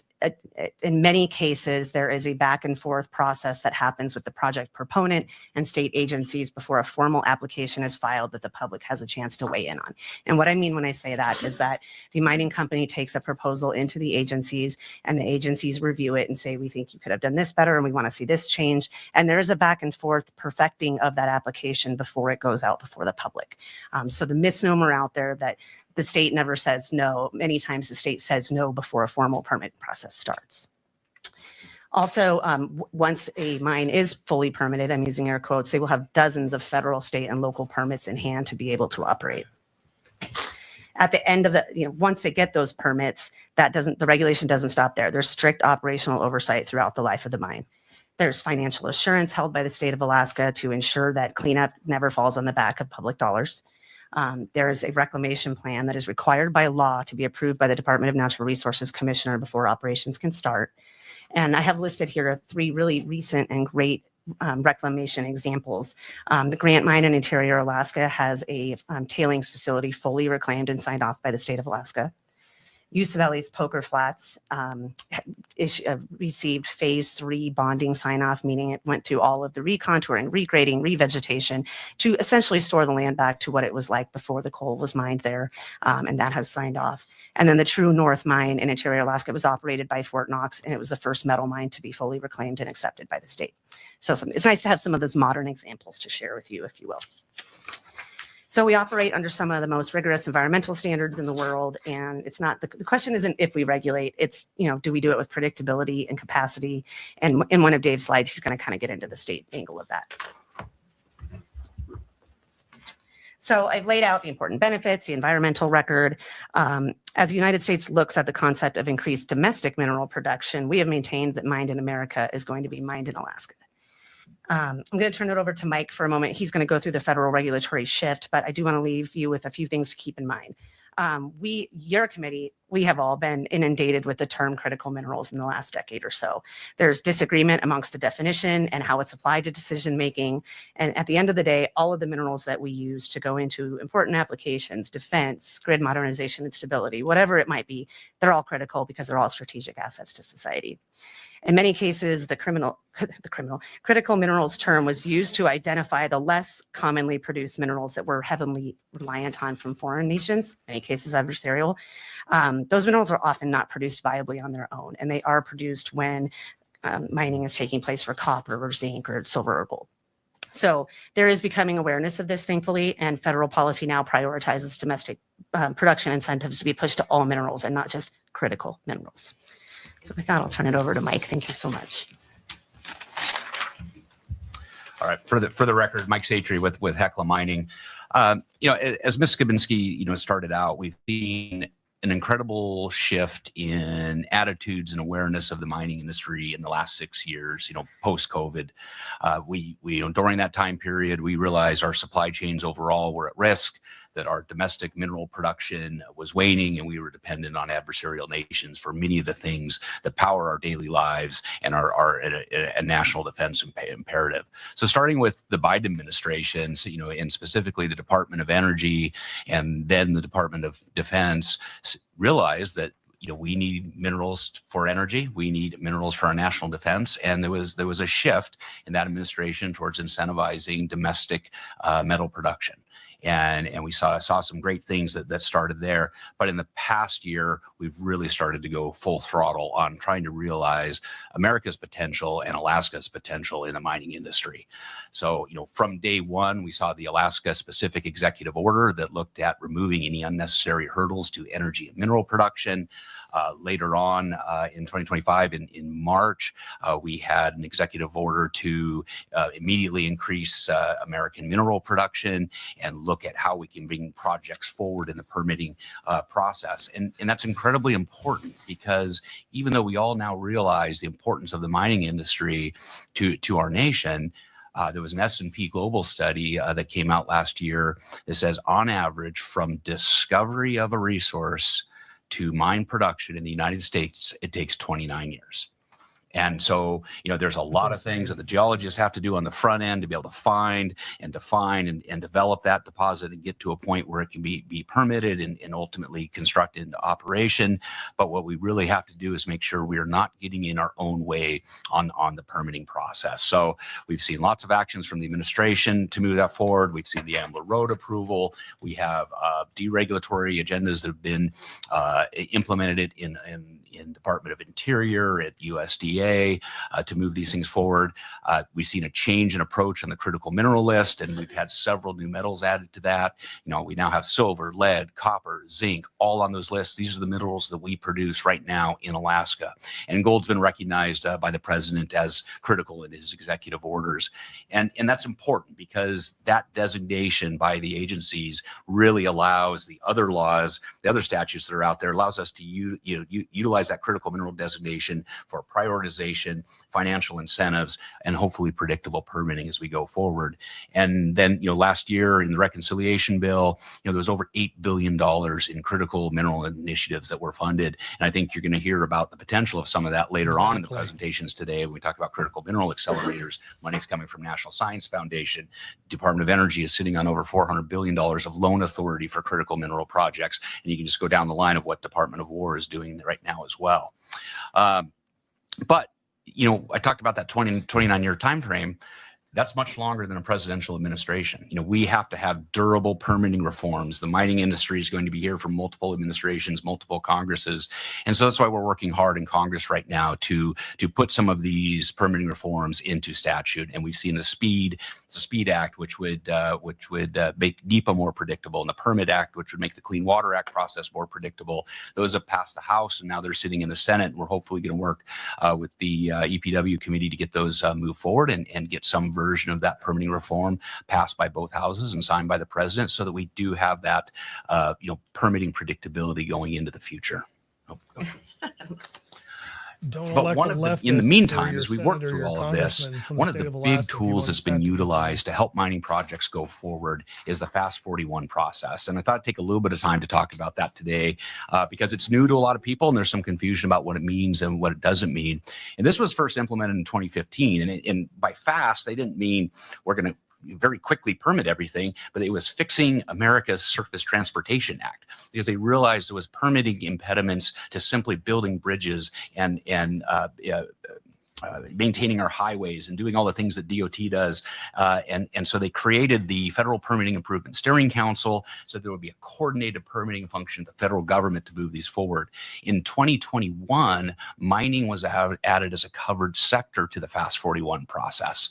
And so that opened up some great opportunities. So to be a covered project and to receive that full benefit of federal coordination, you have to be subject to NEPA. You have to have a fairly high investment threshold of $200 million. So you're going to be essentially building a mine if you're at that point. And you have to go through an application process with the permitting council. But you get it once you're accepted into that, then you're on the dashboard. The agencies sit down and agree on a permitting timetable. And now the public can see what's going to happen. The agencies know what benchmarks they're going to have to hit. And if they can't hit them and there's disputes between agencies, the permitting council actually has a formal resolution process to make that happen and keep it moving forward. Okay, I'm going to fast forward just a little bit. It started out and there's clarity and transparency and some predictability.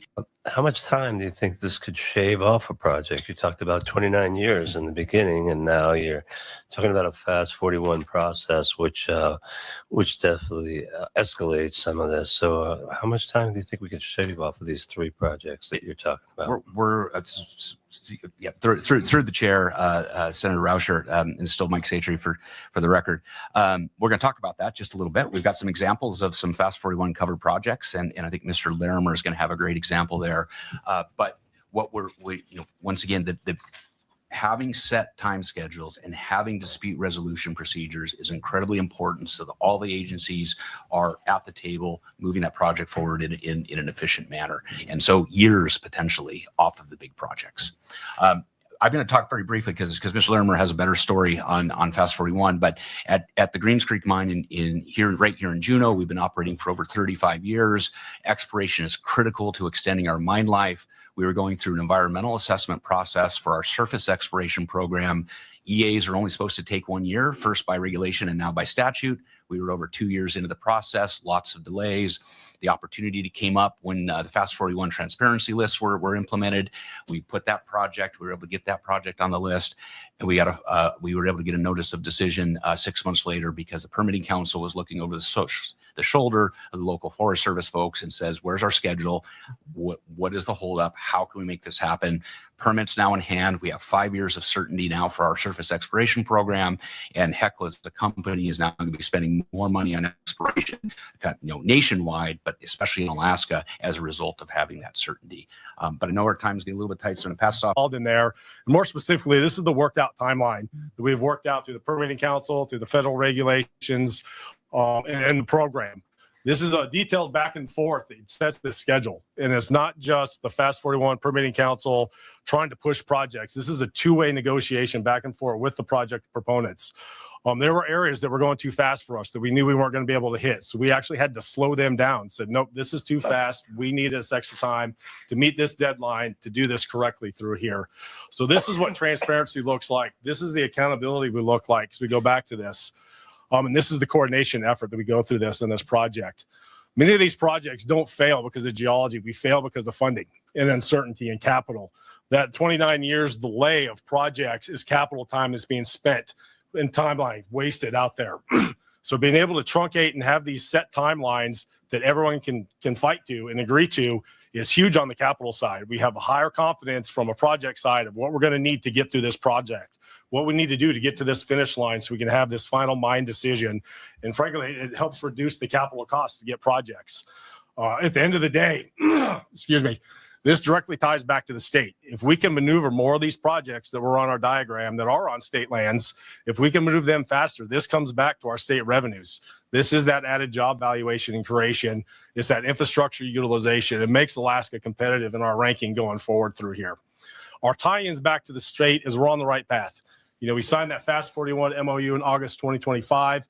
This links and at least has the OPUMP and state regulations that are nested underneath that. We'll at least have a parallel path. It's been really great for us.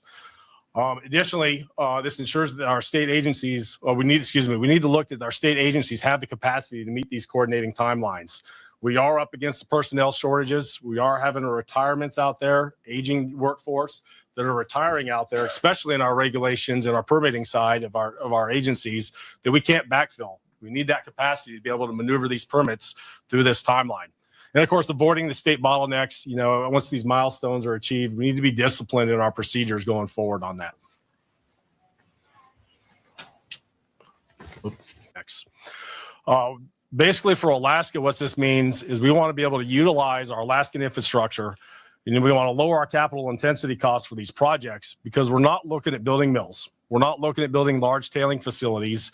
And what this does is it streamlines our process, streamlines our capital, and aligns with the infrastructure that we have now.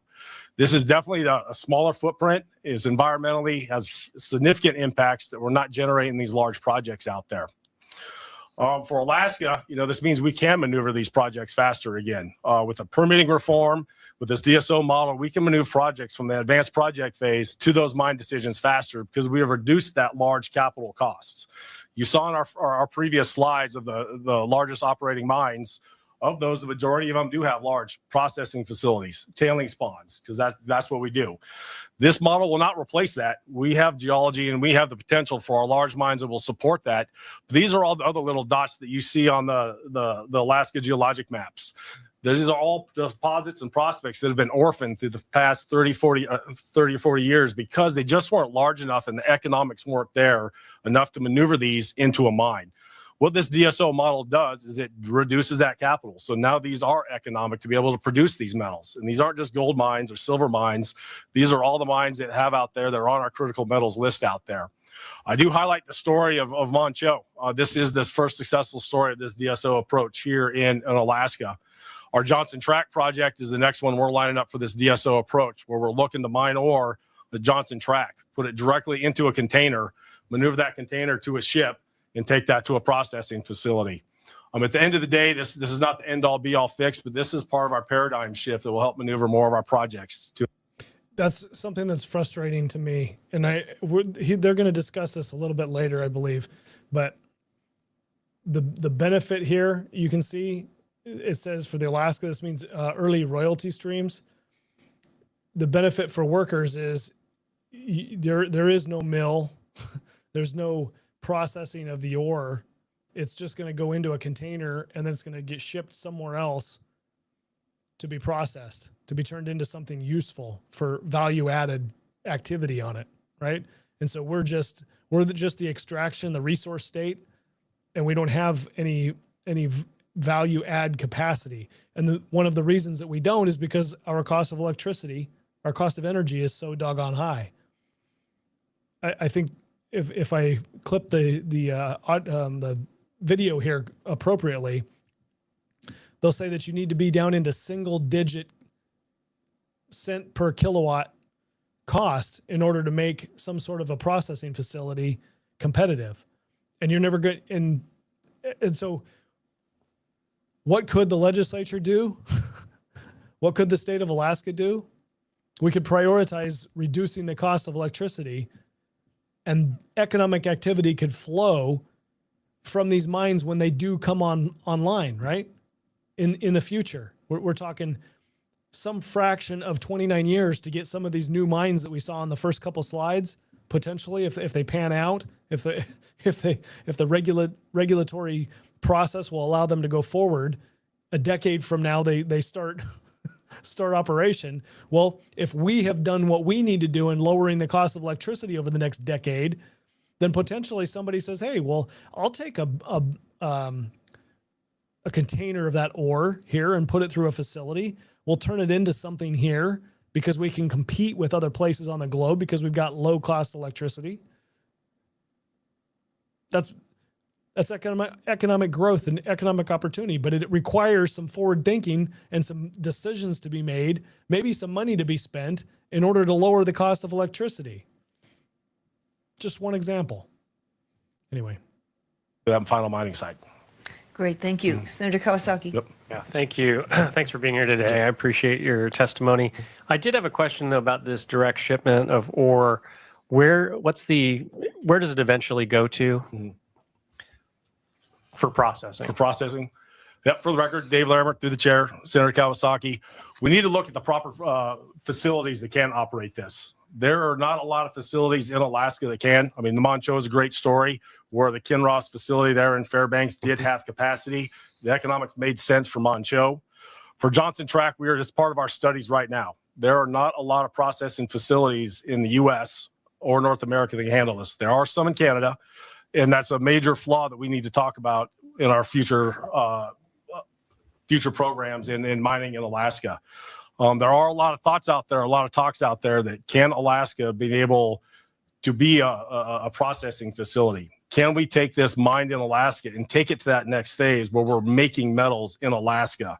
There are areas out there that they would be very supportive of this. Additionally, there are areas in Alaska that I would highly argue that can capture a lot of the concentrate that's going overseas. There is absolutely no capacity in the U.S. and in South America for additional processing of our base metals and our critical metals, and they get shipped up overseas to the Great Circle route, 100 miles right past Alaska, right over to our Asian markets. There is theories and there's thoughts out there that Alaska could not only be an exporter of these, but could be a hub, a nexus to be able to capture these. Obviously in the right place where we permit it, but there are a lot of opportunities for us to be able to capture the processing more in Alaska. I apologize for the end around. To directly answer your question, Senator, there's not a lot of processing facilities in Alaska that can do that. And it's part that we have to work out through the next couple of years of our permitting process. Follow up. I certainly hope it's part of the discussion because I don't have a problem with mines. I think mines are fine as long as they're permitted properly and go through the process. I do not support Alaska just being a place where people come for the raw materials and they get exported. Yesterday, I spoke with a logistician who was with the truckers and AGC folks, and they said that they take all of their material and it gets shipped to China. All of their material, raw ore, gets sent to China. And so I know we're talking about some of our adversaries we have, but it seems like we're just getting this exported material and we're sending it to the lowest bidder, which is China, for processing. And I don't want Alaska to be seen as just a place where people can take stuff and leave. For the record, Dave Larimer, through the chair, Senator Kawasaki, I absolutely agree. I ask you help me. Let's work together. This is one of your constituents. I'd love to sit down and talk to you more and continue those thoughts on this because we're short on time, but there are thoughts out there and would like to work with you on this. Thanks, Dave. All right. Senator Myers. Thank you, Madam Chair. So on the direct shipment stuff. So I push back a little bit and say it's actually not that new of a model. That's been what Red Dog's been doing during there. Might be new for gold, but it's not a new concept for Alaska. We talked a little bit about reclamation. My question is, for the direct shipment model, as we're taking large amounts of dirt out of Alaska, or at least moved a large distance within Alaska, does reclamation then mean you have to bring back an approximately equal amount of material to backfill, or I'm not sure how the regulations work there? For the record, Dave Lambert, Tango Ore, through the chair, Senator Myers. Reclamation is still mandated, of course, through the DNR in our process, and it's going to be mine specific what reclamation means. We obviously have to return it, stabilize it, but from my understanding, for the record, it's not returning the exact material back. For our Johnson Tract project specifically, this will be an underground operation. So while we mine the ore, these aren't large volumes. We'll mine the ore out, that goes out, but we still have to backfill that part of that. And that's part of our reclamation plan will be backfill. So part of our plan now that we're working through is what backfill material do we have that we mix and can basically stabilize the underground so we're not creating any other hazards through that. So directly answer your question, there's not a huge requirement to put it back, but part of our reclamation plan does dictate what we have to put back through there in that process. Okay, thank you. All right, I'll let you move on. Check. We're almost done. I want to shift gears finally to kind of the state position, what we can do now. I pulled out 4 pillars through here, kind of the recommendations from AMA on what we think the best place we can do to kind of continue our advancement of our discipline of mining through here. The top one is our agent capacity. Having these fully resourced, permitted agencies. I briefly talked before about retirements coming up that are slowing down some permits right now. We need to protect this technical staffing levels and reduce those bottlenecks of the turnover in the state area. The second one is our jurisdictional control, advancing our. Okay. I'm not sure whether everybody caught that. It wasn't very direct. It's kind of an indirect statement, but basically what he's saying is you've got people that are retiring out of state government and you've got staffing problems in state government that is slowing down the permitting process. So you've got to protect the technical staffing levels. You got to know what your pay scales need to be in order to keep people employed. You got to have appropriate funding levels in DNR to keep the people who are doing the permitting. You need to do what's necessary to keep that engine working for the industry so that the permitting isn't slowed down because of state bureaucracy. In other words, you need a bureaucracy that's able to fix itself. You need a legislature that cares about fixing the problems instead of just spending money. Reduce state level bottlenecks. The only bottlenecks that we'd be reducing in the legislature is if one of these organizations came to us and said, hey, we think this would be a good idea. And then the legislature would think about it. The legislature is not being proactive to ask a question of DNR and say, hey, maybe we need a special session, or maybe we need a study, or maybe we need to have a conversation, or show me how long it takes for your staff to permit to process this paperwork. Okay. Talk to one of these guys and say, what paperwork do you need to submit to these state agencies? Okay. We'll get the form numbers. We'll get whatever it is that you're required to submit. And then you go to the agency and you say, okay, how long does it take for this piece of paper to go through the process? How many people have to sign off on it? How long does it take? And what can you do to reduce that? I mean, those conversations are not happening in the legislature. You assume that the bureaucracy would be doing the right thing, but that isn't a good assumption all the time. That is not a good assumption. Bureaucracy doesn't like to change. It likes things comfortable in the way that it is. And I don't want to point the fingers, too sharply at bureaucracy, but that is the nature of bureaucracy. Also the nature of the legislature to not know what the right questions are to ask. State 404 primacy, maintaining defensibility of waters, and strengthening our state-led coordination is huge for us. We do this best in Alaska, and these regulations are best done by Alaskans. Process and alignment.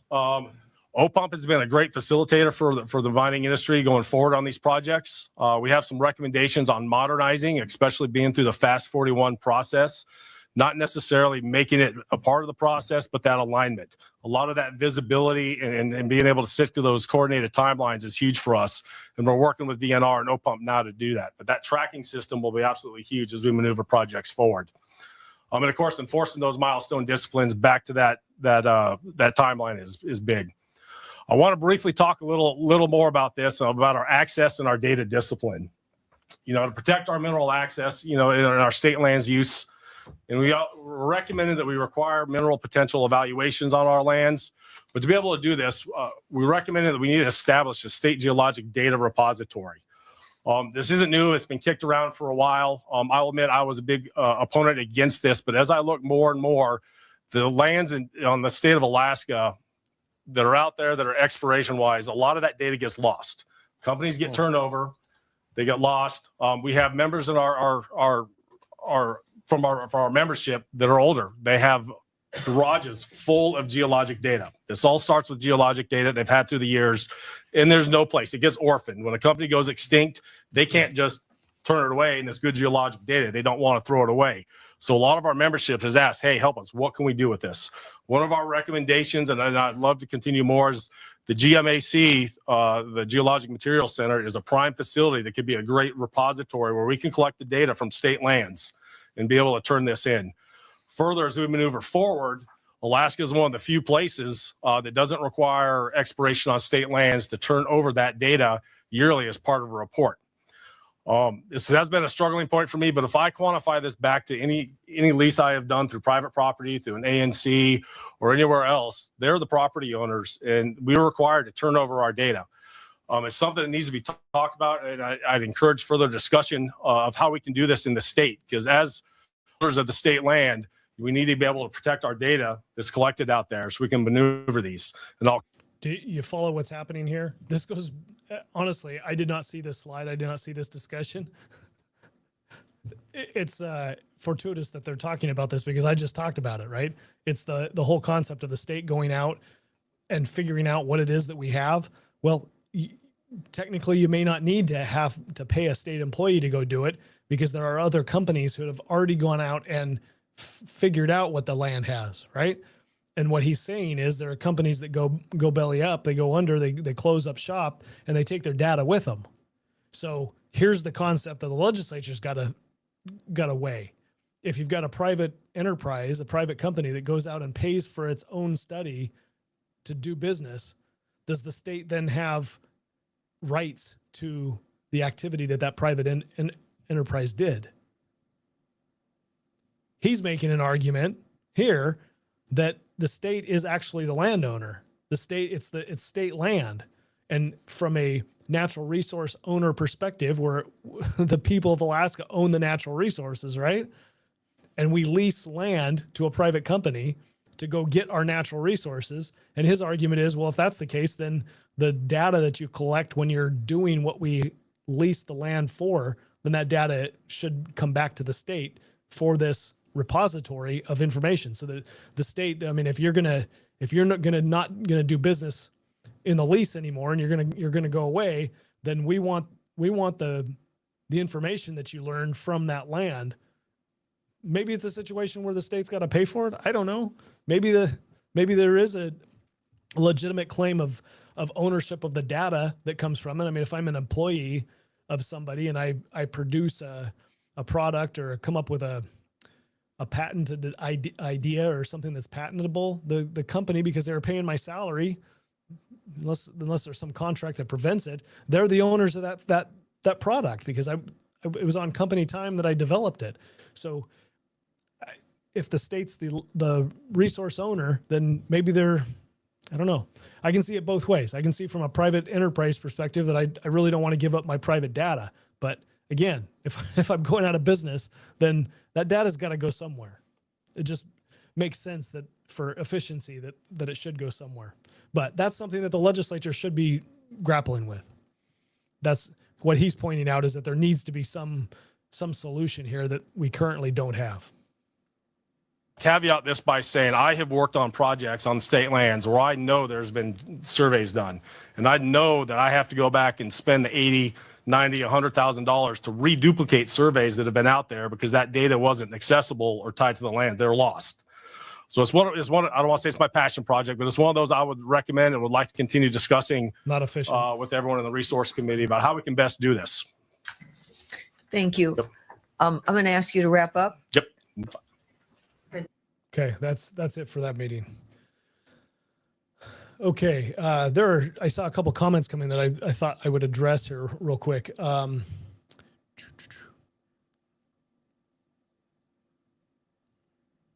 Yeah, okay, so I don't know how the 8A issue is going to affect the mining. That's a good question. I suppose I will keep it in the back of my mind and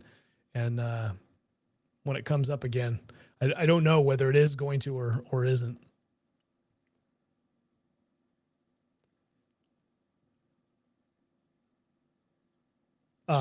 This is interesting. So Craig, you say that we will never get single-digit electricity. No one has single-digit electricity. So if you're aware that Iceland has processing facilities that countries around the world ship their ore to for Iceland to process it, and then they put it back on the barge, ship it out of Iceland to wherever it needs to go once it's been processed. And the reason that they can do that, the reason that it works, that it's economical, is because Iceland has got geothermal and it's got hydro. The majority of the electricity that comes from development in Iceland is hydro, not geothermal. They do have a lot of geothermal, but hydroelectric power is what is enabling them, the combination of the two. But it's enabling them to do their processing of ore that they didn't produce in their country. It's shipped in elsewhere.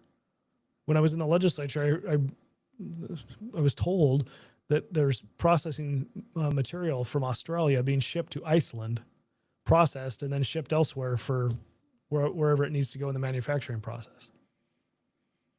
So can Alaska get to single-digit electricity? Yeah, we just have to overbuild. It takes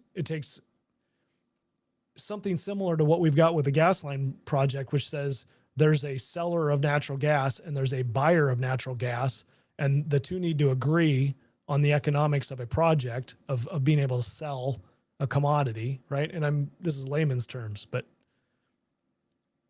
once you've got somebody that's trying to establish that connection where it makes sense economically, if there are certain conditions that exist, and then you just start overcoming those conditions, that's what AGDC, Alaska Gas Line Development Corporation, did to get this gas line to where it is now. Finished the permitting process, began it and finished it. Well, the original companies that were involved, BP, Exxon, Conoco, they started the permitting process for the gas line. But anyway, it's irrelevant. The point that I'm getting at is a similar model for what it would take for getting electricity, low cost electricity. You need some big industry. So if we did have low cost electricity, because we could build a couple or whatever necessary infrastructure we need to generate the electricity off of coal or hydro, or the other technologies that are out there, tidal, they just aren't, it's not available yet, right? Maybe in the future it will be. Nuclear, it's coming up, right? But again, some of these mines aren't going to be in operation. If they're permitted, they aren't going to be in operation for 10 years. So is it reasonable to say we could get something, electricity generation capacity in some form or fashion built and permitted in the next 10 years so it comes online when we need it to come online? I mean, if we're waiting for somebody else to do it, then we'll probably be waiting forever. But being proactive and having some vision and saying, this makes a lot of sense if we can get the right players in place and do what AGDC did for the pipeline, do it for electricity, and do it for growth of industry along these lines. We know with artificial intelligence, with data centers, with this push to go electric in the I was going to say the nation, but in the world, all of your minerals are going to be in high demand going into the foreseeable future. So we know Alaska can be a major player in this as long as we can get lower cost electricity. So what does that take? I mean, it takes an entrepreneurial mindset that is almost completely absent from our legislature. Almost completely absent. So I don't agree that we would never have, that it's not possible to get single digit electricity. I think it's hard. It would take incredible effort. But I think if you overbuild capacity for what the state needs right now, and that excess capacity is then there for some enterprise, and you do that in connection with that enterprise so that there's an agreement that if you build it, they will come. I mean,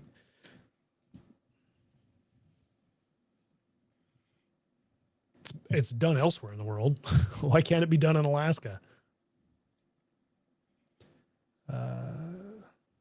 Yeah, this is my point.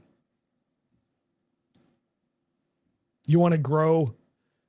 So what does it mean to Alaska if we didn't have to send $2 billion out of state every year, or some fraction of $2 billion?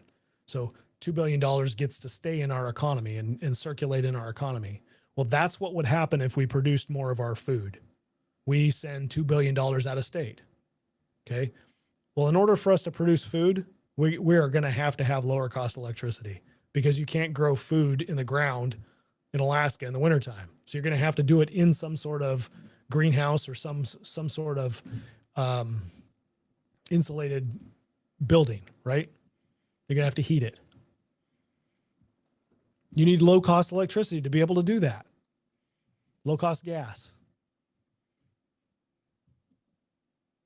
The result of doing that investment now means 2 generations from now, you still have a building, you're still able to grow food, and you've invested that money now in order for next generation, our kids and our grandkids, to be able to grow food in Alaska. And then that prosperity increases because they don't have to send those dollars out to other farmers and other jurisdictions and other states and countries, right? We're becoming more self-sufficient, but it requires us to invest in the infrastructure that's necessary, both from an insulative growing capacity, like a insulated greenhouse, and low-cost energy. I think it's possible. Where there's a will, there's a way. Lowest residential electricity rate in North Dakota is 12 cents kilowatt. Yeah, I'm not going to argue. Like, I know that there is that single digit electricity is hard to come by, or it's non-existent in the United States. That doesn't mean that it couldn't be here. You just have to have the right economics, the right, like, for example, Trump said in the speech, data centers, tech companies that are going to be building data centers, they aren't going to be allowed to use the grid. So if they need a gigawatt of power for their facility, for their new data center, then they have to become an energy company. They have to figure out how to produce a gigawatt of power to power their own data center. Okay, that's federal regulation. That's federal government saying, hey, or maybe it's just executive order. I don't know. But it's the federal government saying you're not going to cause electricity rates to jump or electricity to not be available in jurisdictions or locations within the United States where the capacity can't meet, the grid can't meet your demand of your data center. So there's going to be data centers that are going to be building gigawatt or greater power capacity, right? That's the demand going on into the future here.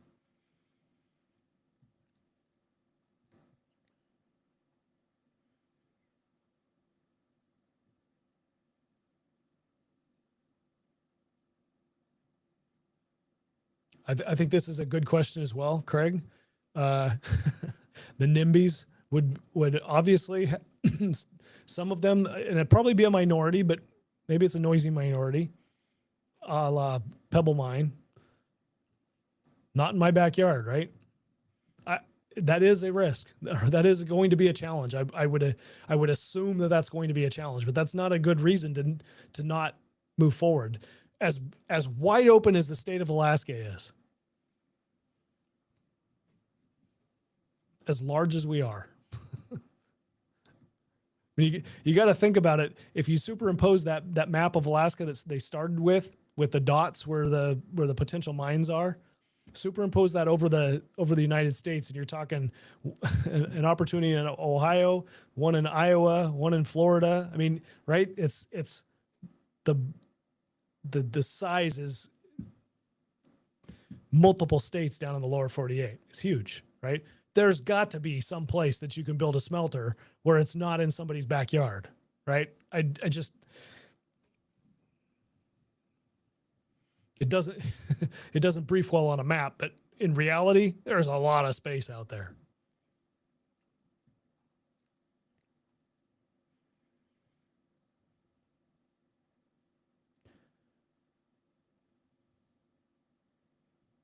Yeah, so turning over, I think what you're saying, Tawny, is that turning over the data should be part of the agreement to work on state land. I think there's merit to that argument.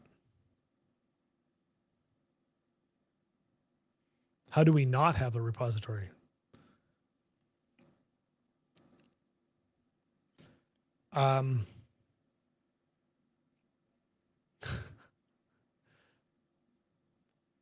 Shall I go back to the slide that shows how much money actually comes from the oil industry to the state legislature? The legislature, its purpose is to spend money. It cares only so much where the money's coming from. You don't have entrepreneurs in the legislature. No one's thinking about growing economic engine. So why would you need a repository? Why do you need to know what's in the ground? You're not an entrepreneur. You're not thinking about economic development. You're thinking about spending the available. You're fighting over the scraps on the table. You're not the hunter going out and figuring out where you're going to get more venison, more moose, right? You're fighting over the scraps on the table. That's the legislature. It's not forward thinking and entrepreneurial and proactive. Very rarely. I mean, the creation of AGDC maybe was a proactive move. You could say that. Somebody had some forward thinking, but few and far between are those ideas within the state legislature.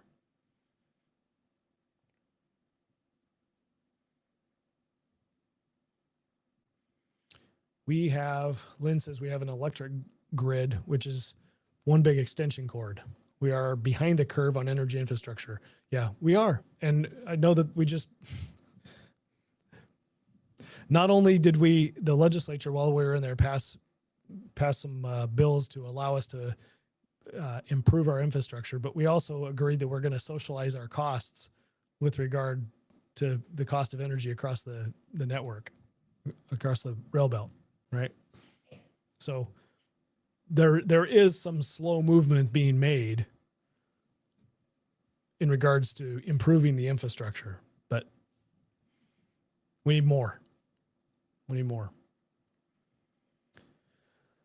Craig says Susitna was $5 billion in 2016. Wonder what it would be in 2026. Yeah, probably double that, I would guess. I mean, just spitballing here.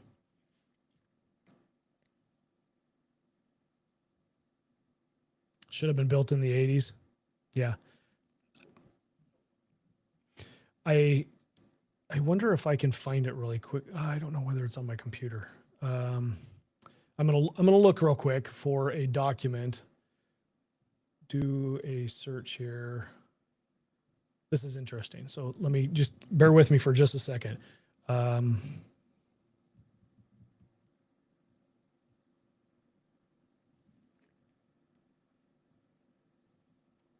Some research that I did a little bit ago. I looked at is this it? Yeah, okay. This is off of the Alaska Energy Authority website for where their study had identified potential hydropower. Now, not all of this is going to pan out, right? But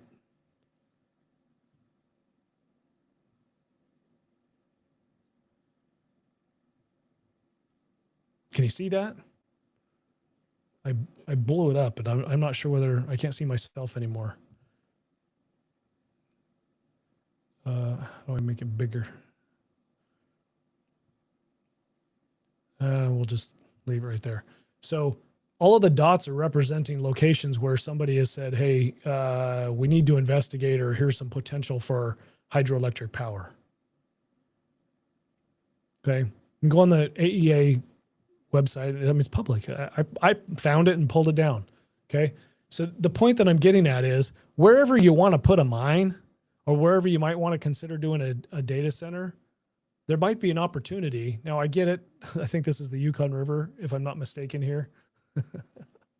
Yeah, that's the Yukon River.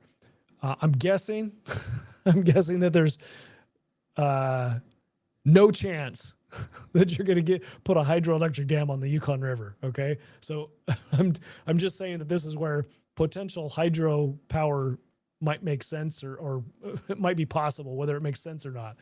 Okay. So let's start whittling out the spots that are not likely or not possible. Right. And let's focus on the things, the spots where we could make sense. Because yeah, that's funny. We're going to smack dab put a hydro dam on the Yukon. Well, I mean, I guess if you can't have king salmon in it, maybe you just need to turn it into an electrical generating capacity if we're not going to have king salmon anymore. That's sarcasm, in case you couldn't tell. I'm joking. I realize you're not going to put a hydro dam on the Yukon.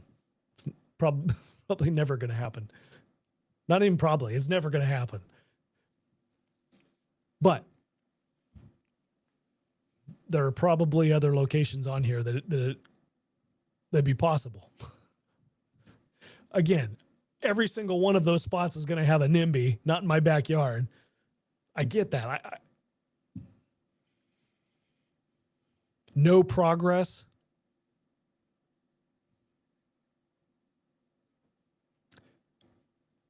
Increasing prosperity for people who live in Alaska is a right of the people who live here. It's been a right of the people wherever they've lived. Stopping that and saying that we cannot increase our prosperity, we cannot have lower cost electricity because, and not in my backyard, it's not a legitimate way for people to live.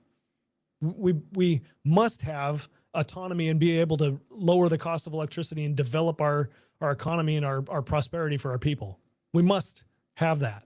Everybody else gets that in this world. So Alaska, is a stupid that with as much natural resources that we have in this state, that we're paying the highest rate in electricity, or one of the highest rates in the nation. It's dumb. It's asinine. Anyway.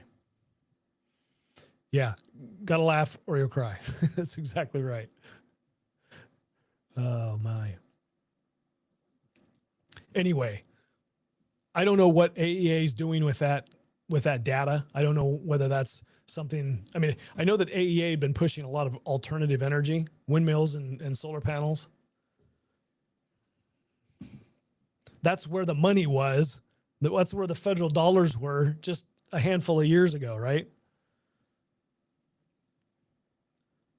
Reliable, consistent, reliable energy is what we know. Hydro, coal plants, natural gas plants, those are reliable. Nuclear plants, reliable. That's where we need to focus. In Alaska, the others are not reliable. Anyway. Well, so I hope that was helpful tonight. Got 2.5 hours of data and information.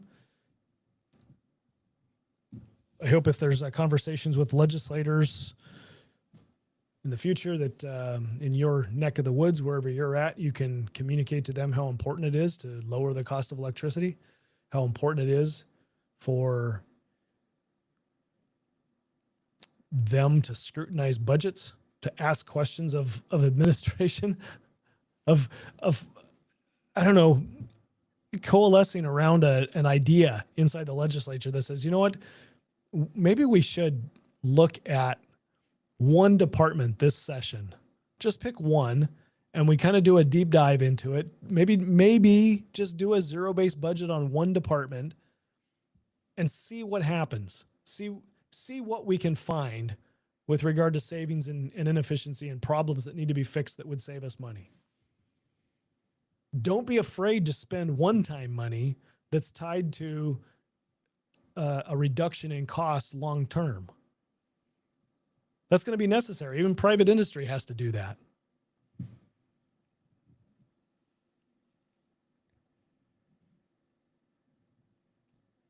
Anyway, we got to get more disciplined.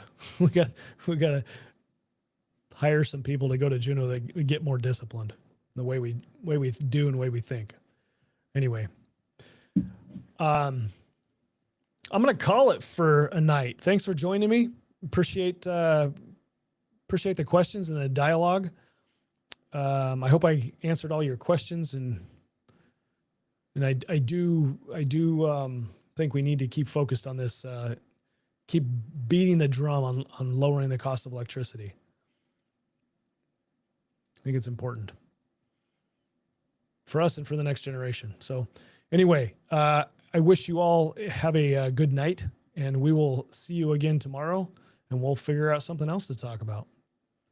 Oh, and I also want to suggest to you that if there's something you want to have covered, drop me an email. Producer at OversightLIVE, send me a link to a meeting or a question or something that you want to have highlighted here. I'm open to it, man. I can't have all the good ideas.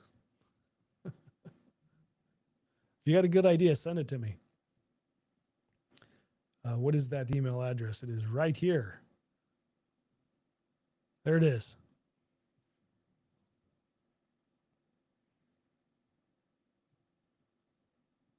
All right. We'll see you tomorrow. Have a good night, everyone.